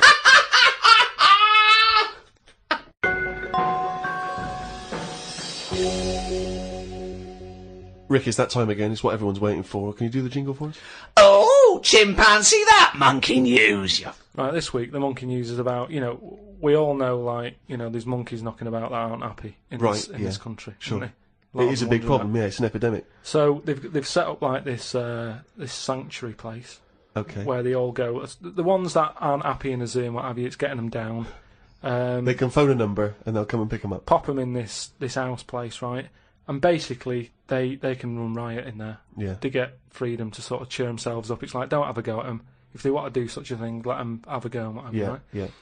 There's 3 people running this place, right? And one of them... Sorry, where is this place for wayward chimps who don't like the zoo? What are you talking about? A house where they can do what they want? I'm not sure where it is. That's a surprise. Go on. But there's this place anyway. It doesn't matter where it is, does it? At the end of the day, I'm just telling you what the problem is. We haven't got to the problem bit yet. Go on. I'm just building up to it, right? So these monkeys, big house and that, PlayStation, anything they want. Gym, all that lot. Gym. So anyway, I'll cut to the chase, whatever. One of them wanted to mess about with the woman's breasts. Right? Which woman's breasts? The woman who works there. Right. Right. And she was like, right, pack it in, we've all had a bit of fun. You've been in the gym and everything. She obviously, got a bit excited and that. He was fired up and that, ready for some more action and that. He's trying to have a go on this woman's breast, right? She was like, have a go. She was like, no, you're not doing that. Pack it in and all that. The boss who's running the place was like, come on, let him have a go. No, Right, you're talking shit. I'm telling you what, I know sometimes I step over the mark and they made Right, so where is this place where... Well, one, where is this house where chimps are allowed to do what they want? And two, where is this place where one of the bosses, one of the human bosses, suggests to the other one, oh, and if the chimp wants to play with your tits, love, let the chimp play with his tits. I've said before, Rick, will you please stop interrupting this news? Listen, it's alright, Steve, because what I'll do, I'll bring the link and you can put the link on the website and people can have a look at the proper story. I'm just giving it them in a headline form here. They can read the full thing. No, you've only read the headline form. I haven't read it. I sort of read like the first. It was probably monkey feels a right tit, and you've extrapolated all this from that. So anyway, right? So he's there, and so the boss says, "Yeah, you can have a group." The boss is saying, "Let him have a go." Come on, Rita. If monkey wants to play with nipples, let him. So she's like, "I'm not happy with this," and he's going, "Come on, you know the rules here. We've got to cheer these monkeys up." This is absolute. Actually, no, and in the end, because she didn't allow it to happen, the fella bloke sacked her, got someone else in. This isn't made up. I will put the link on the website and everyone can have a look at it, but basically... I want to see the advert he put in the Guardian media page. I love that. Woman wanted to let chimp feel tits whenever it wants. Well, it's all up there. You're talking absolute shit again. Well, we'll see. That is no way that happened. The Ricky Gervais Show on Guardian Unlimited. Do you know the other week when I came up with, like, a different idea of how we can sort of make the world run and that? Can we just have a quick recap of that? Because I seem to remember it was a load of old arse. It was ridiculous. It was, he was saying that the world is overpopulated, so the system would be where people were living too long and stuff. So what happens is, people live till 78, I don't know how you can enforce that, right? Yeah. But when they die, they've got a little baby in their stomach, like a pip in an apple, that then carries on when they die. Right. It wasn't a theory, it wasn't an idea, it was the ramblings of a mental case. You're saying it's stupid, but someone's emailed in and said, oh yeah, that's pretty good. Yeah, and okay, I'm asking you again. Was the letter written in shit? Anyway, listen, right. Did it say the mental home, Mars? I've been thinking about it, right, and if we can't do that, right, if that's a no to that, right. Well, it's not a question of whether we can do it or not. Just saying, if that's a no, right. I've been thinking. It is a no. This is going to be brilliant. There's a lot of weird. I mean, you could win the Nobel Prize for this. But listen, there is a lot of ways in the world that some creatures and that go about sort of moving on. If you know what I mean. Evolution, you mean? Yeah, there's a lot of, like, on that David Attenborough programme that he's doing at the moment, he's always showing you little insects and what they've got to do, and there was one about a wasp, right, that had to fly about, right, for ages, looking out for a certain type of spider, right? It lays its egg in the When spider. I saw it, it whizzes down, right? It lands on its back, so that he's got to get that right? It lands on it. I don't think the spider's up for anything. That isn't even aware of this is how things move about. He's not going, I've got to look out for a wasp. So all this is like, it's got to be perfect timing. So this wasp dived down, right, sat on the back of this spider, it injects it or something with a maggot or something, right? And then that maggot then lives off the spider for a bit. The spider knows it's got a maggot in it. No, it doesn't. It does. No, it doesn't. And it's making a web for it. It goes, I've got something to look after here now. I've got responsibilities. It makes a web, right? It sort of reverses into it and puts the maggot on the web. The maggot sort of clings onto the web. Spider's there. Maggot eats the spider, and then it moves on. If I came up with that idea for like a method, you'd say that's never going to happen. Never wake up! It's not the fact that you came up with the idea, right, for an old lady dying at 78 with a baby growing in her that then lives on. It's nonsense. It's no idea. It's how can it be enforced? It's like, so even if scientists thought that was the best idea in the world, how would they enforce it? Who's going to go, that's a good idea, we've never thought of that. Yes, but what I'm saying Get in Elsie. Who told the wasp to look out for that spider, to go on its back, to do, What do you mean, who told the wasp? It's evolution, it's natural selection. Yeah, but I can understand, we've chatted about it before about giraffes having a long neck, but you're talking about a wasp and a spider who... That's because you're attributing thought and will behind their behaviour. Behaviour in humans is linked with a free will. Yeah, but most of what we do, say like how we have a kid at the moment, you don't just jump on the back of a woman and go, there you go, love, and then a baby pops out. You do if you come from Bristol.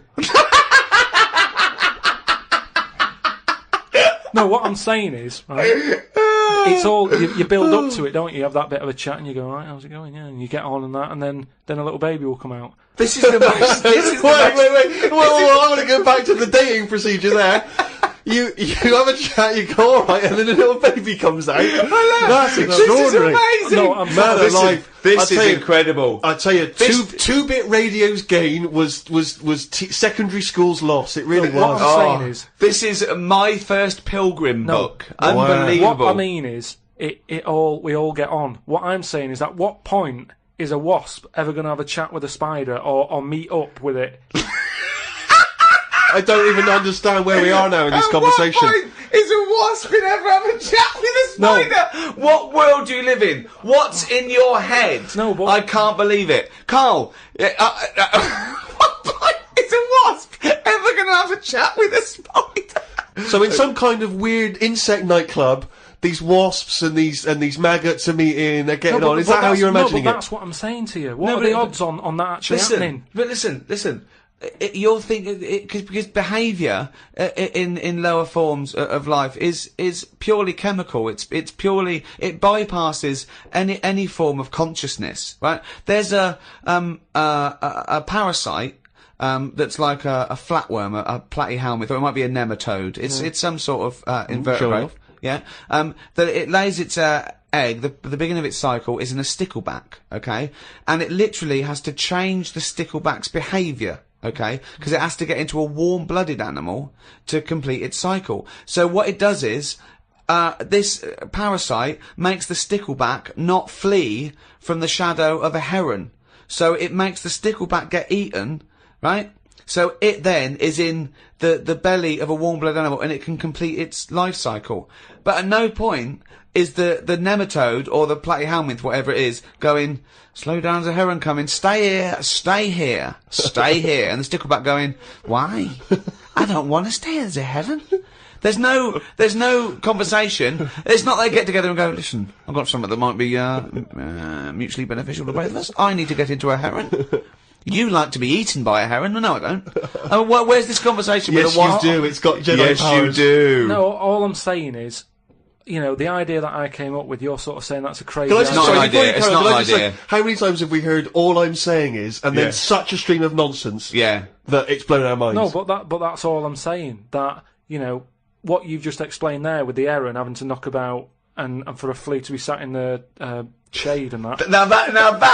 Now see that is incredible. That translation of what I said is that sums it up for me. Yeah. He sees a headline, he reads a book, it then goes through this weird filtering system with, I imagine the music in his head is boop, beep, boom,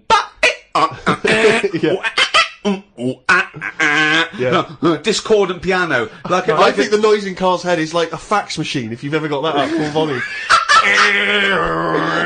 I think it's like a Czechoslovakian cartoon from 1963. Yeah. You know what I mean? Like, noises like, woks being hit. And, pianos just being hit by the elbow. He's the only person you can give him a body of information and he strips away the facts. But the way he said that, I talked about, clearly talked about some sort of parasite in a stickleback that makes its behaviour change so it doesn't flee the heron's shadow. He said, so there's an heron with a flea who doesn't like the shade.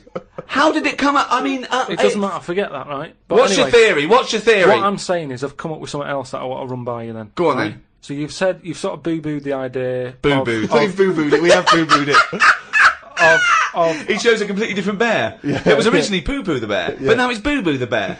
Brilliant. So you've said no to, you know, the old woman having a kid, right, before she dies.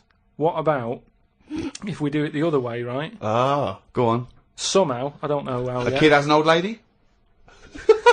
That's what it's going to be, isn't it? A child gives birth to an old man. No.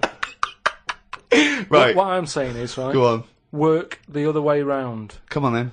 So if somehow we can inject something in like a body that's just died, right? Listen to this. Imagine this as notes. So when he hands it into the Nobel people, and they go, if there's a way that we can inject something, they go, well, what? Well, I don't know the chemical formula, but something HO2. Right. So anyway, so you inject it in the temple. He's narrowed it down to the temple. Well, that's Fine. right. Yes, you inject so, something. So you inject it in. What are you? Who are you injecting? This old woman who's she's been ill and that she died. So she's dead. So Yeah, we're bringing old people back to life. Okay, fine. That's step one. We just got to sort that out first. But fine, we'll crack that. Go on, next. So we've brought people back from the dead. Fine. Yeah, And but this is a way of controlling population. Remember, they can't be having it away and having kids. This is just the way we're going to work so from now. there's an old lady. So we start now. We start now as the world is now. So what happens? Right. So you get like an old woman. Who's dead? Yeah. Yep. Injector and that. Injector. And then what happens is she sort of wakes up. Amazing. Right. And she works the other way. So like she might be 77. Yep. And then she'll have a birthday. She's 76. And she's working that way. Right. If you know what I mean. Okay. Are you with me? No, keep it. Because the thing is, you've got.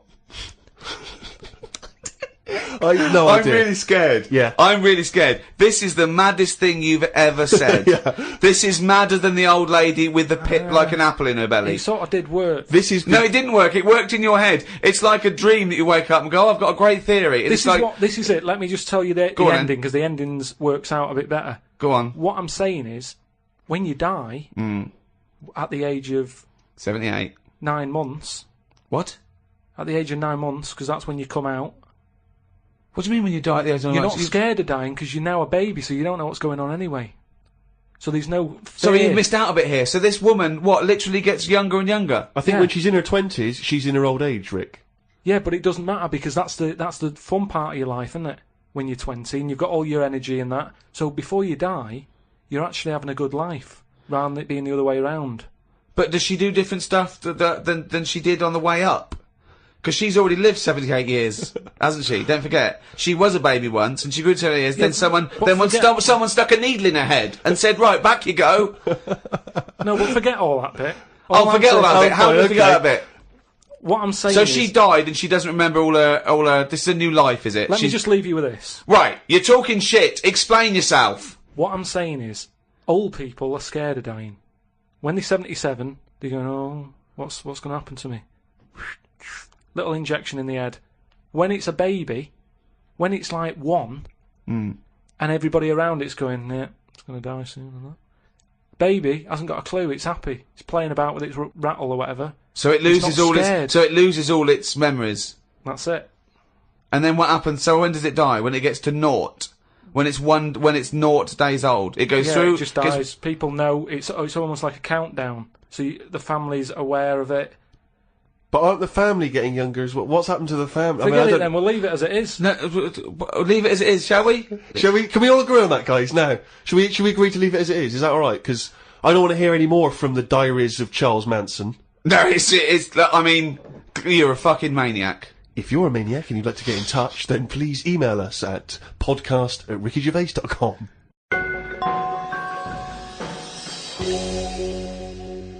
Doing a bit of Christmas shopping, Rick, the other day, and I was travelling around on the tube, the London Underground, the subway system for our American friends. And, as you know, but people around the world may not be so familiar, there's a recorded voice that you sometimes get on the tube that says, mind the gap. Oh yeah, before you open the door. Yeah. Mind the gap. And the reason is that sometimes in some stations there is a gap between the train and the platform, and obviously, theoretically you could fall down And it's there different or whatever. sizes, so just that little reminder, mind the gap. You look down, it's safe. Just makes you stop. Seems to make sense. Yeah. Saw a kid, teenager, wearing a t-shirt, don't know where he bought it. It just said, fuck the gap. He was tired of it. Yeah, he didn't want to mind the gap. But what I like is, what's he protesting about? I don't You know what I know. mean? It's not the police or the man keeping you down. That's just good, sensible health and safety information. That's like saying fuck looking both ways before I cross the road. Screw penicillin. I know. No, do you know what? I'm going to drink and I am going to use threshing machinery. And I don't give a damn.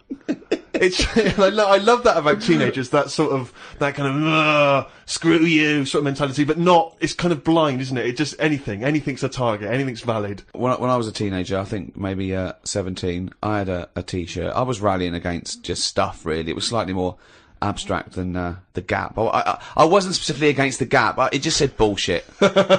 Just in general, bullshit. You were raging against the machine. I would just go, yeah, people say, hey, what are you, I just open my, I go, bullshit, alright? Just bullshit. But I assume that these forms of protest have never made any dent in anything in the world. Because I remember when there was all these protests against the war, a couple of months back, and there was one guy, so there was a huge march in London, as you know, and they did these all around the world, didn't they? But there was thousands of people in London. There was one guy, he was riding around on a 3-wheeled bike, wearing a jester's hat, blowing a horn. That was his form of protest against the war. Was it like, what sort of horn was it? It was one of those sort of hunting horns.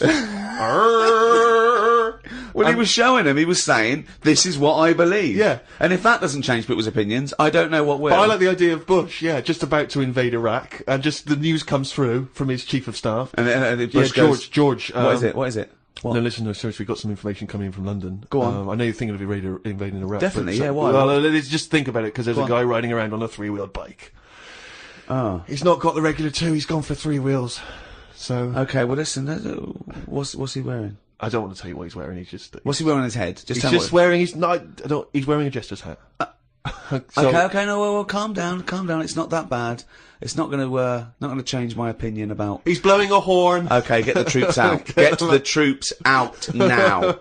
What do they think they're doing? You've got to get involved in the... I saw a girl once again, a teenage girl, I was behind her on the tube, and she had this bag, like a rucksack, and it was kind of black, and it had, painted in Tipex, it had a picture of George Bush, but he was kind of in the sights of a rifle, you know, and it sort of said "Stop the War," and it had a Barbie's head, but it was severed, and the hair was scraped back, and she'd been made up to look kind of devilish, and there was sort of CND signs, and there was, you know, "No to war," and all this, and and I sort of wanted to tap her on the shoulder and say, are you actually getting involved in stopping the war, or have you been working mainly on this bag? Yeah, because that must have taken you at least a couple of days.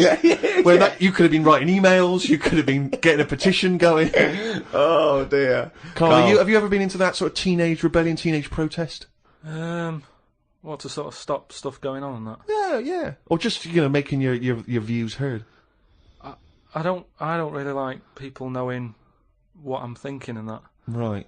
There's no way anyone can know what you're thinking. No, but even is with that why you're doing a experimentation. radio show where you spout off your nonsense ideas every week? No, but what I mean is... A team of surgeons could fiddle around in your head for a couple of days and they still wouldn't know what you were thinking. No, I know what you're thinking.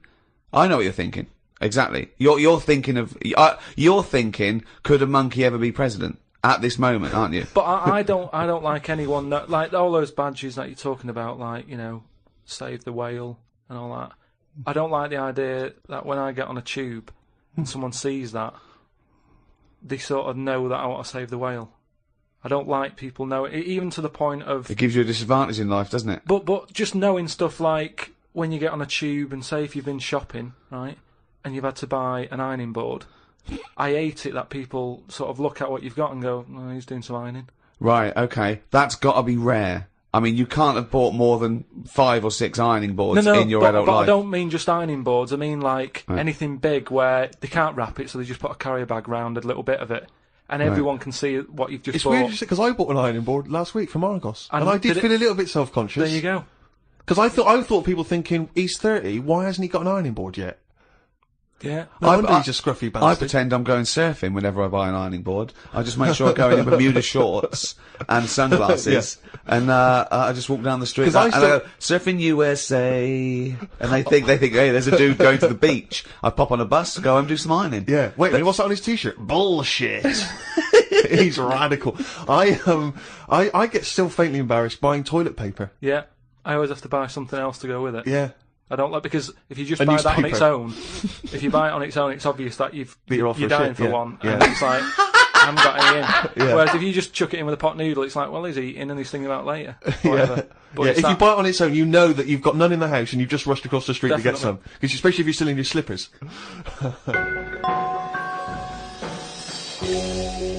Well, that's about it for another podcast. A new one in a week's time after Christmas. So, Merry Christmas, everyone. Have an absolutely blinding Christmas. or a lovely whatever festival you celebrate in your part of the world, from Ricky Gervais, Stephen Merchant and Karl Pilkington. If you want to send us anything, as ever, the email address is podcast@rickygervais.com. You can email just your thoughts on the show, if you've got some monkey news for Karl, or anything you think might intrigue Karl, or indeed maybe just some Christmas wishes. Then that's the email address, podcast@rickygervais.com. I would like to wish a particularly Merry Christmas to those guys at Positive Internet for all their genius input and good work hosting this podcast. Goodbye. Merry Christmas. The Ricky Gervais Show on Guardian Unlimited.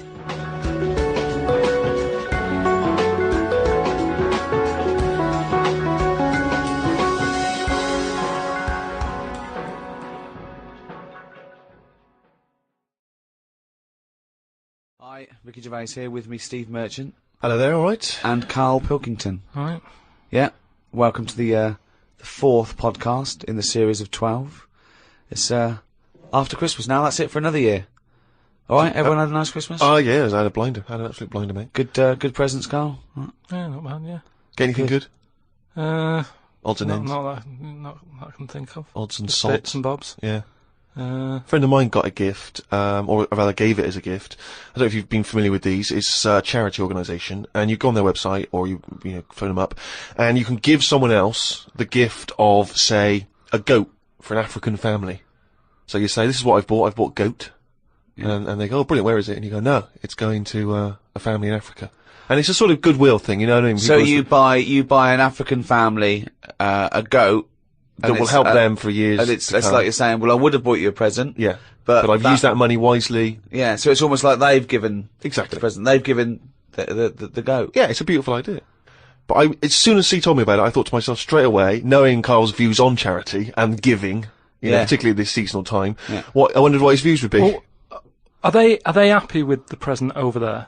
Like the people who are getting it? What, the African family? Yeah. Is the African family sort of going, oh, I hope someone gets us a goat? That's nothing to do with Christmas for them. They're not sitting around thinking, I wonder if Santa brings us some food. It's a long-term thing. These are happening all year, I assume. It goes towards a pool of money that goes to... It's not like they get you're an idiot. What, you think an African family wakes up and there's a little goat with a ribbon tied round it, and they go, oh, look what Santa brought us. Look, and that mince pie's gone and that glass of milk. You're such an idiot. No, but what I'm saying is, does that family want a goat? Yes. But why? It's not they want a goat, it's they need a goat. Do you think... What do you think this organisation is? Just arbitrarily giving goats to people. They're going to say, oh, I wanted Nintendo. What are you thinking? Well, what I'm saying is, right, let me put myself in their shoes. Well, this'll be a haven't first. got any. But say I'm one of them, right, over there, right? I'm hungry, right? I'm sat there, it's Christmas Day, right? I open it up, open the present, little goat there, right? Now, if I was one of them, I'd be going, not another mouth to feed. At the end of the day, there isn't enough food to go round for themselves, never mind a goat. Don't they say, like, having a dog and that is quite expensive? Sometimes they say, you know, what with all the injections you've got to give it, the food, the tin food and everything, it mounts up. And what I'm saying is, that's all very well giving them a goat, who's looking after it? Well, I'm assuming it's all above board. The goat's had its injections. That's what some of the money goes towards. It's given to them so they can milk it and have milk and cheese and whatever. I don't think it's a burden. What is this? What do you mean? They wake up Christmas Day and open a present. It's not like that. So there's a thing. There's a goat-shaped thing in wrapping paper. I wonder what that could be. I hope it's that goat we asked for. Oh my God, it is. All I'm saying it's just a nice marketing way of distributing wealth. It's the way of going, this is a nice gift. It's like people sometimes they say, don't send flowers at a funeral. They don't send flowers. Give some money to the local hospice. Yeah. It's just a way of redirecting cash. But the thing is, why do they want that goat? What's the main reason? What does a goat give you? Milk. Right. Now, wouldn't it be easy to just send them a bottle of milk? Without all the hassle and the headaches that come with it. That's all I'm saying. And the other thing is, think about the goat. that was happy over here. Suddenly, it's on barren land. No grass.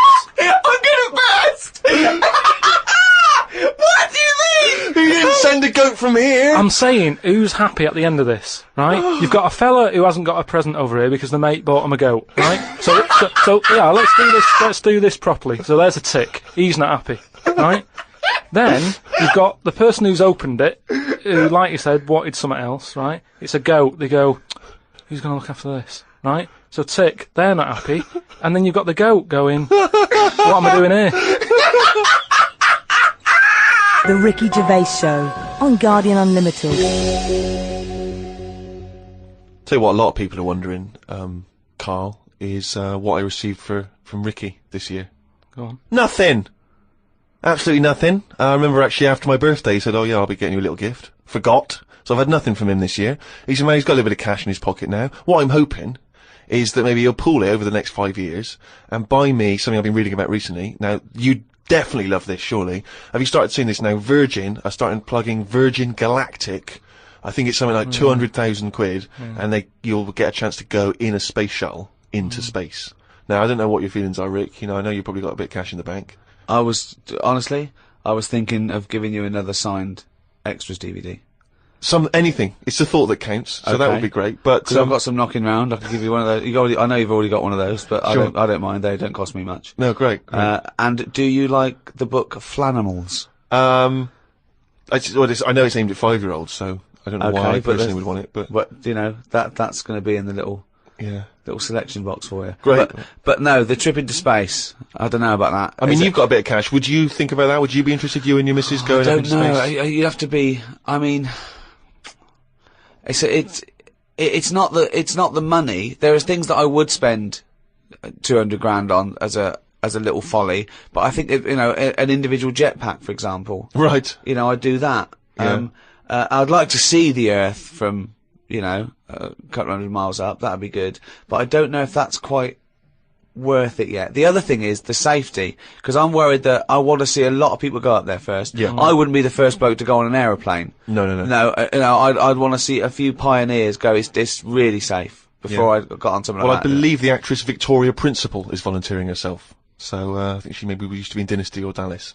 So, Well, I'll you see know. what happens to her. Yeah. If I think if she can do it, then No, if it Vicky might- P comes back all right, rather Then, like those monkeys they sent up years ago, Yeah. then we'll all be a lot more relaxed. Exactly. If they put electrodes on her and it all Exactly. works out fine. And there'll be a banana, shoot issuing bananas, and there'll be Yeah. buttons. Press left, press right. Yeah, and I might consider it. Karl, thoughts?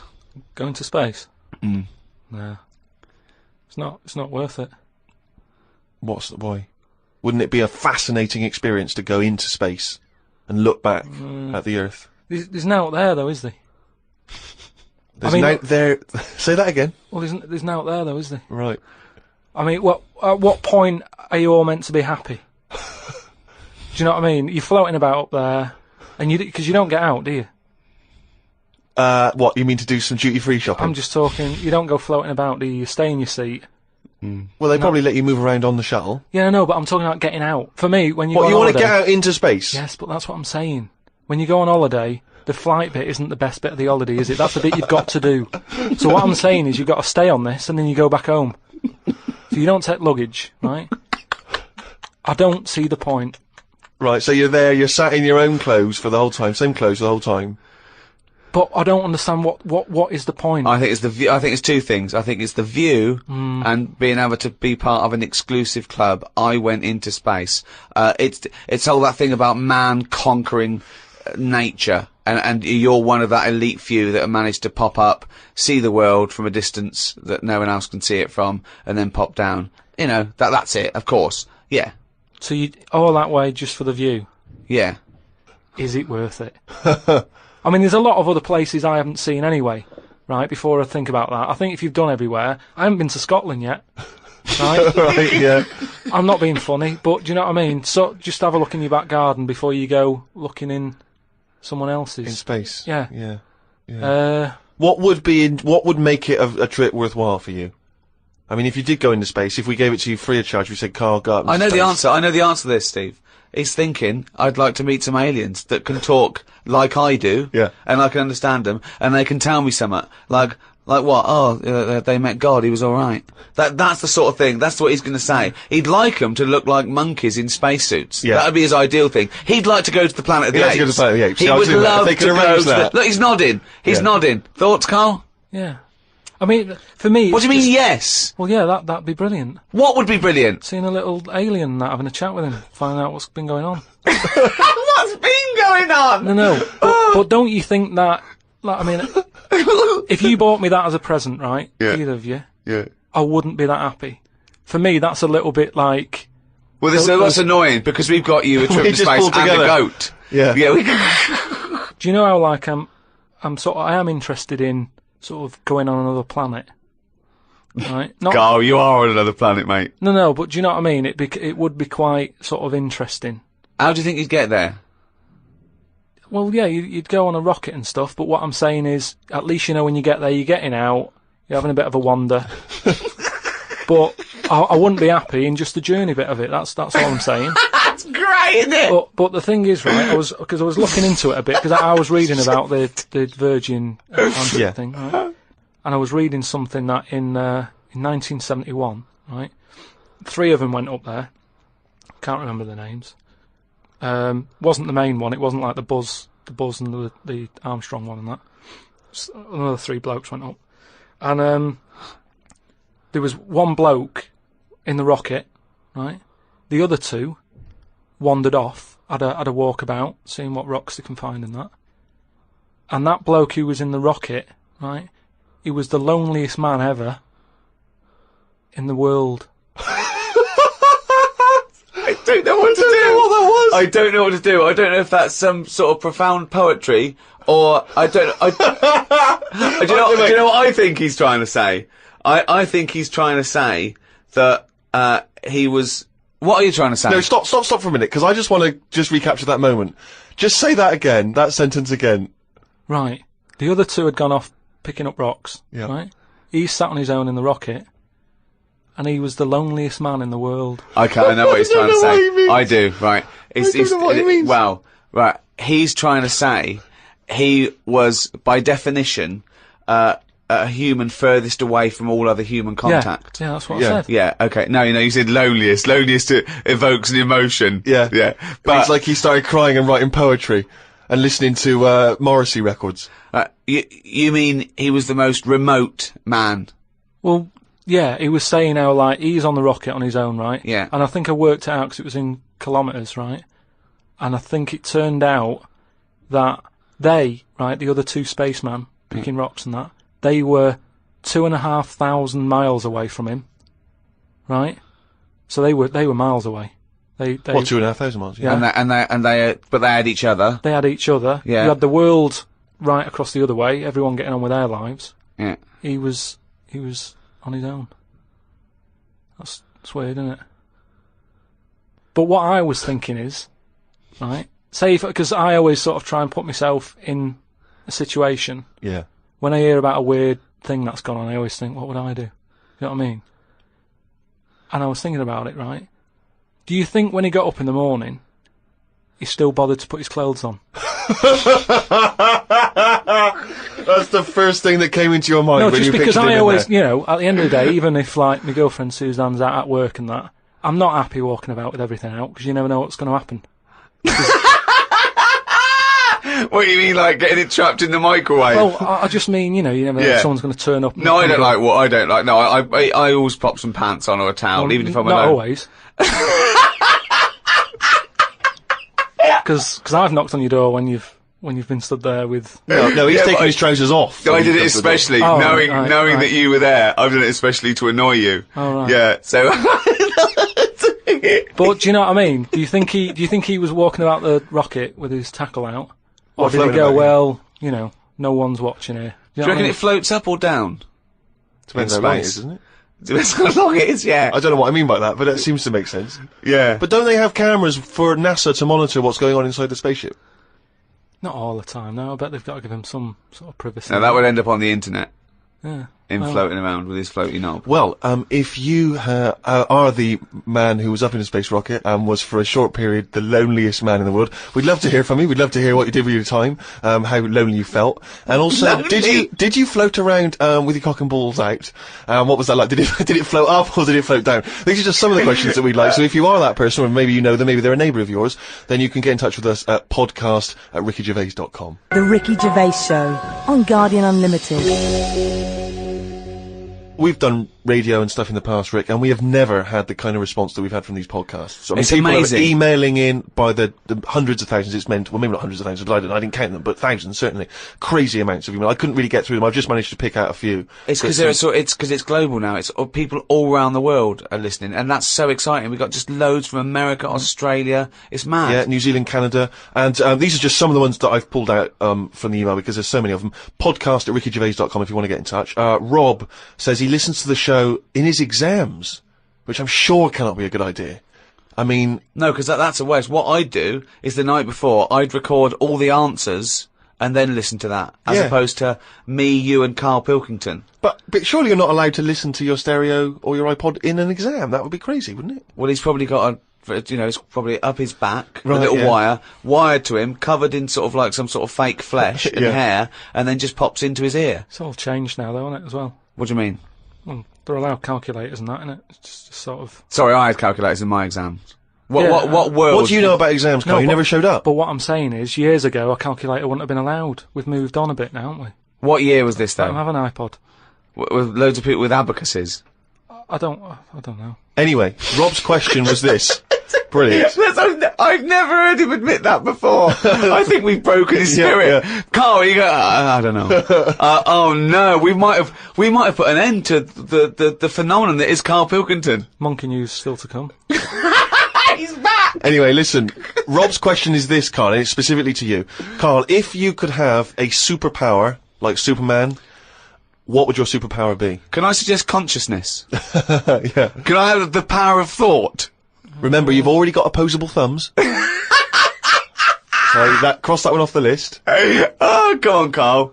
There are so many to choose from. Telepathy, X-ray vision. Flight, invisibility, Choose it wisely. strength, intelligence. But why have I been picked? Oh, for God's sake! No, but I'm just saying. It's Rob's question for you. But I'd just say, does anyone else want this? Or, do you know what I mean? Oh, No, what do you wish you no, could do that's no, impossible is the because- question, no, because- what? What do you mean? Because with that comes a responsibility. is what With I'm saying. enormous power does come great responsibility. So, would you like Spidey senses? Is that what you're saying? Would you like some senses? Would you like some sense? The power of sense?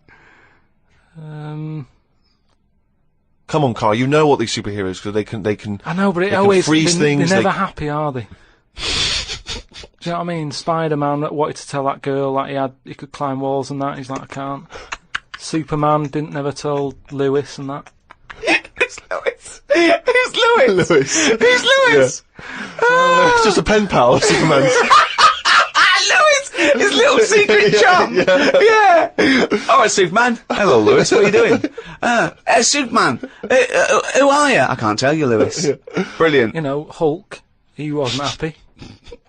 So, But you're being allowed to choose the superpower. You don't have to get it forced upon you like the Hulk. Hulk, he wasn't happy! It's true, he's got a theme. He has got a theme. There's not many happy superheroes, are But there? leaving aside the superheroes you're already aware of, Yeah. what superpower do you want?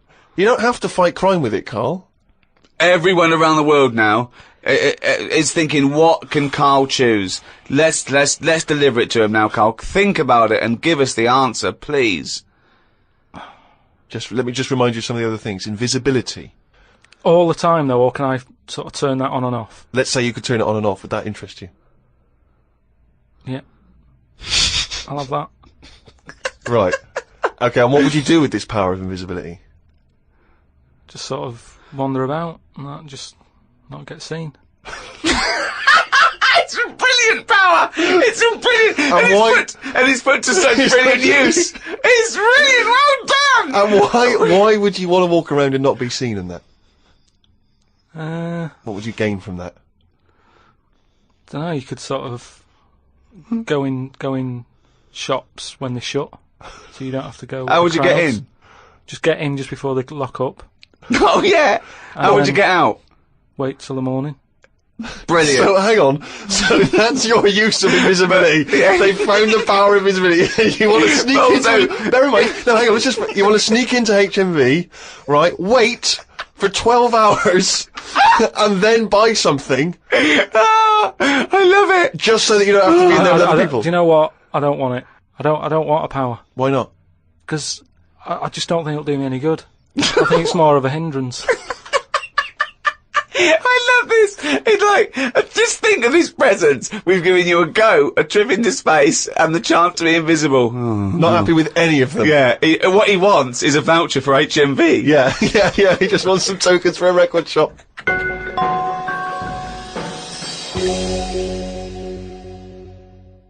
Just going through a few more of these emails. This one is from David. He's in Los Angeles, California, 22 years old. He says he loves the show, but he says, with respect to Karl, never before have I understood so little of what a man says. Virtually everything that Karl talked about was aloof to me. What on earth was he ranting about? Flies and condoms, monkeys and pushing the left button, cavemen and dinosaurs. And that's just some of you. I mean, let's be honest, if you are in America, I mean, firstly, the accent is probably a problem. But that is the best write-up we've ever had. Yeah. Flies and... Imagine if you're a new listener, flies and condoms. What on earth does that mean? This one's from Kent Plummer from Nova Scotia, Canada.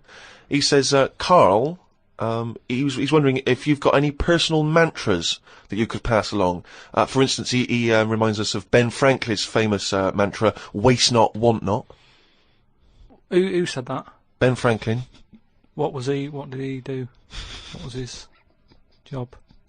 Benjamin Franklin was a well-respected American politician from the 1800s. He was a sort of thinker, a philosopher, a scientist, deeply respected. Also a big political figure. He features on the dollar bill or the $10 bill or something. Yeah. So he's one of the great sort of American Enlightenment thinkers. Right. And he came up with the mantra, waste not, want not. You must know waste not, want not. I mean, that's just... Do you understand the phrase waste not, want not? No, not really, no. What does it mean? You've never heard that? I think I've heard it. But I don't know. I've never used it. But when someone has said it, I don't know what. Well, in context, I mean, all I'm going to do now is paraphrase that and put some prepositions and stuff in it for you. I can't work out how you can't work out what that means. It's like, don't throw stuff away because you might need it, and therefore you won't be wanting anything because you didn't throw it away. So. So he was a bit of a hoarder. Well, if you don't waste food, for instance, then you He's a bit of a hoarder!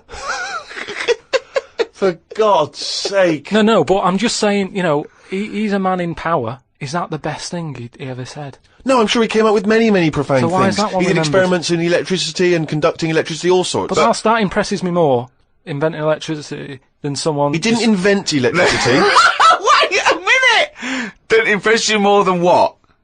Just saying, waste not, want not. I don't think it's that good. It's not even catchy. What I don't understand is why he was the first person to sort of suggest, look, don't go chucking that out, keep it, you might need it later. He wasn't the first person. Say that again. That is brilliant. Why isn't that catch on? That is amazing that you've just come up with there. That's poetry. How would you word it? I'd just say, whoa, don't be chucking that out, you might need that later. Don't be chucking that out, you might need that later. Karl Pilkington. Whereas some would argue that waste not, want not is perhaps a little bit more pithy, a little bit more... We should go through great sayings and phrases and say if Karl... Well, firstly, does he know what they mean? And then secondly, can he improve them? That would be brilliant. We'll do that next time. Alright, let's see. Okay, Winston Churchill. Never have so few done so much for so many. What do you think of that? Do you know what that means? So he's saying... Well, it's with regard to the Battle of Britain and the pilots that gave their lives. Yeah, I'd just be annoyed if I was one of them who gave a lot for a few or whatever. right? No, gave a lot for so many. If you were well, one of those few that gave so much for so many, i.e., it means these few good men, their actions freed the world. They freed the world. They have an impact on every person in the world, and they were few brave men, and that's what he's saying. Yeah, but what I'm saying is, if I was one of them men who gave up his life, right, I'd want a name check. I don't want to be bungled in with everyone else who is saying a load of blokes gave it their lives. Well done on that. See you later. That's brilliant. Did you just say bungled in? Bungled in, yeah. He made up a word! I don't want to be bungled in. You made up a word. See, that's it, you see, we've been looking for it. That's original, that's Karl Pilkington. I don't want to be bungled in.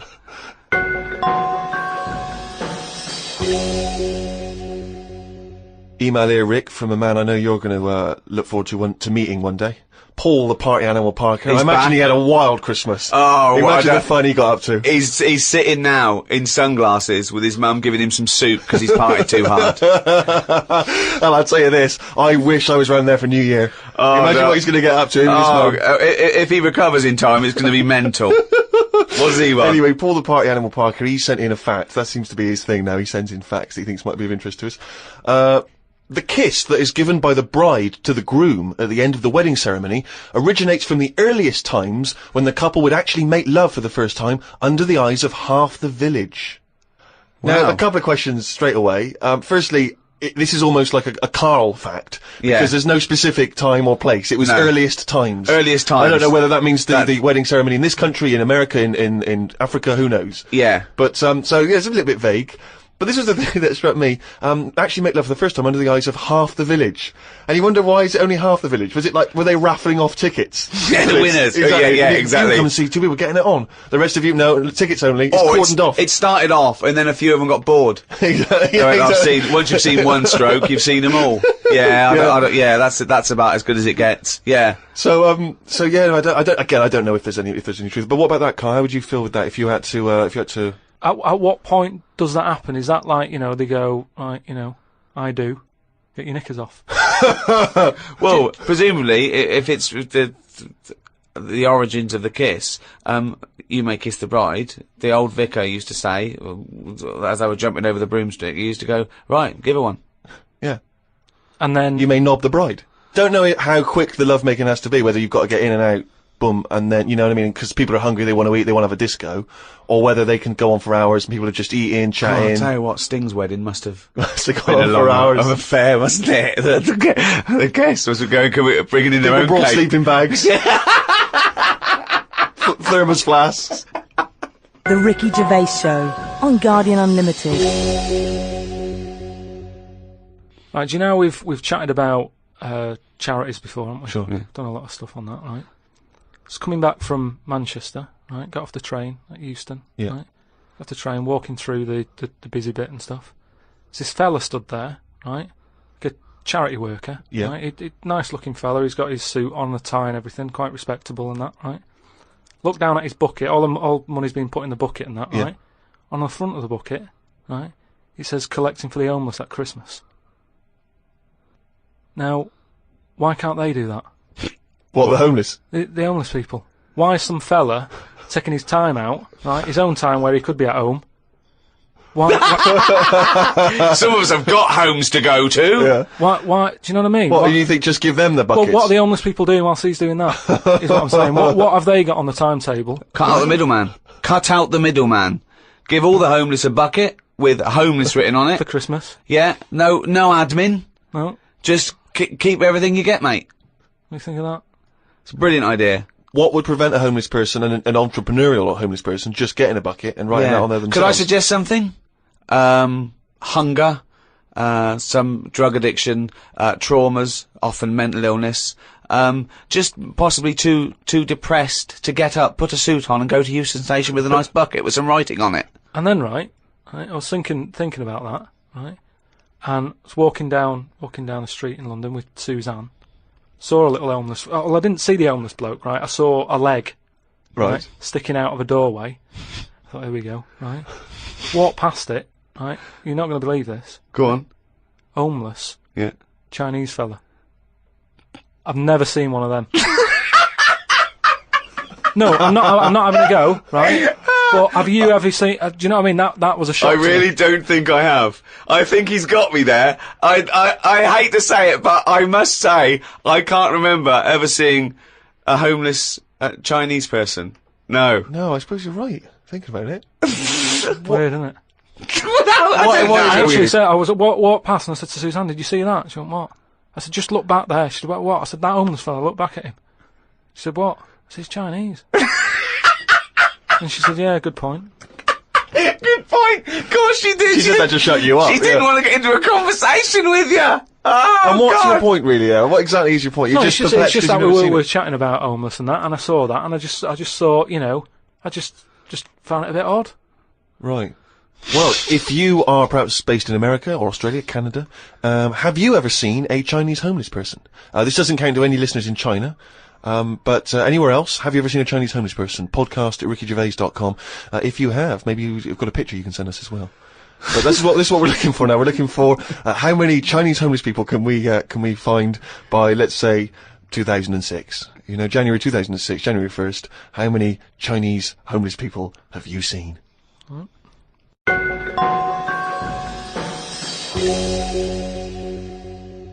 Rick, it's that time again. It's what the whole world is waiting for now. Is it every Monkey week. News? It is Monkey News. Please perform live the jingle. Why'd you say that? Oh, they've got a few people saying, "Oh, is that a pre-recorded jingle?" Yeah, like anything's pre-recorded. No, it's different Oh, every we've got week. that technology. I'll give it a big one, shall I? Give it. Oh, chimpanzee that monkey news, you There we go. Right then, well, got an email from John. If you've got any monkey news going on in your area, Let us know. Podcast at Oh, rickygervais.com. God, amazing. just bung it on email. And this one's sent in from John. Don't know where he is. But do you know, like, they're running out of TV ideas and that? They're running out of TV ideas. Well, Are they? they've done a lot of stuff. I mean, if you had to come up with a TV idea now, you struggle, don't you? Because every idea you come up with, it's kind of been done on it. Sure. Okay. Right? It's like inventions and that. Right? They're not so- getting monkeys to come up with TV ideas, are they? Well, no, right? But there's a TV channel in Moscow, right? And I think they had a bit of bad luck or something, a lot of redundancies and that, right?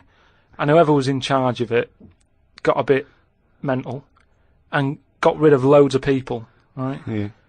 And they come in the next day and they were like, "Right, are we ready to go live and that?"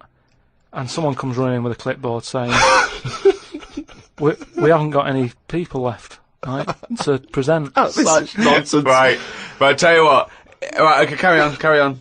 So he goes, "What?" If just one employee turns out to be Simeon and is doing a good job, I'm never doing this radio show again. So this TV channel, it's having a lot of problems and that. They've got to go live, right? He's like, "What am I going to do?" Anyway, for some reason, right, there was a chimp knocking about. For some reason, that's the key piece of No, information, boy, it but we doesn't didn't get it. matter, We didn't get it. doesn't matter, does it? It doesn't matter, matter. it does. It doesn't matter. Imagine Anyway. if that was in a film. And they're going, well, I can't see where this plot go. Well, he's just there.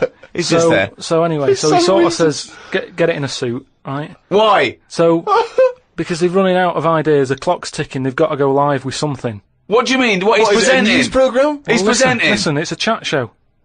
I'm not... They can't Again, talk! don't have a go at me, have a go at John, who sent this in. Right, And be this quiet, let's hear it. Let's hear it again. So anyway, so like I say, so they going live, 5, 4, 3, 2, 1, what have you. Chimp sat there on the chair. He was like, "Look, let's just get through tonight's show and worry about this tomorrow, right?"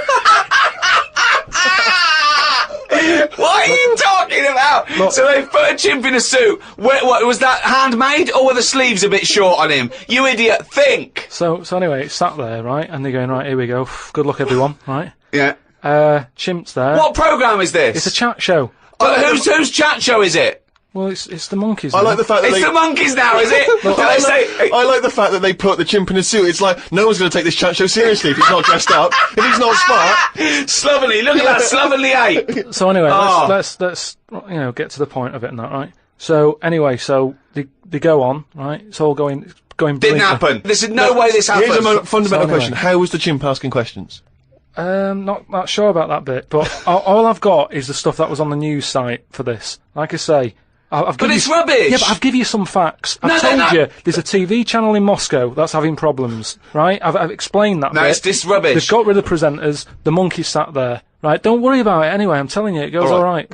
It goes okay. In case you're worried, Rick. He's sat there, right? Absolute They get shit. to the first break, they're like, can't believe it, right? You know, viewing figures and that, they're loving it, right? What? No, what? How did they know the viewing figures in the break? Please do not interrupt the And news. what did the chimp At do in end the of it, first half? They had a big guest on that week, and And what did he do? Just talk to was himself? They walked off. So Cher comes on, I'm yeah. not sure, but say if it is Cher, right?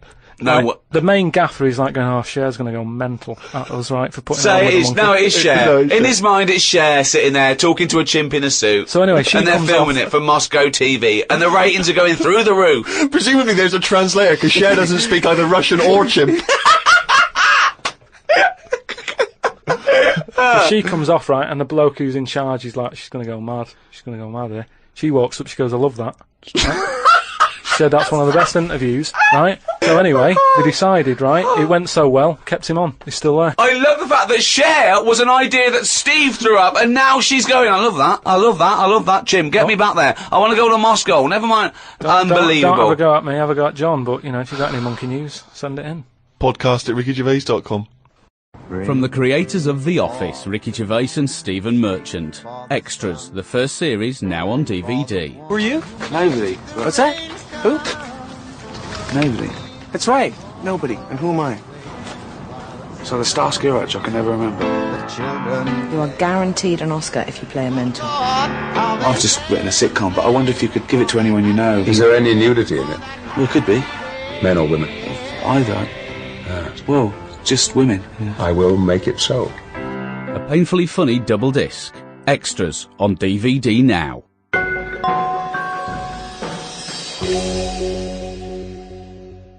Thanks for listening. Happy New Year. Particularly to our friends at Positive Internet. Oh, I hope those guys have a wild They time. host this podcast and they do a brilliant job. Happy New Year to everyone around the world. And in particular, those guys at Positive Internet. And also, Paul Party Animal Parker, have a blinding New Year, because I imagine it's going to be crazy. You don't need to say it to your him. mum's house. I'm insulted that you have to tell him that, because there's no way you need to tell him that. He's going to have a blinding New Year, so don't waste your breath, Steve.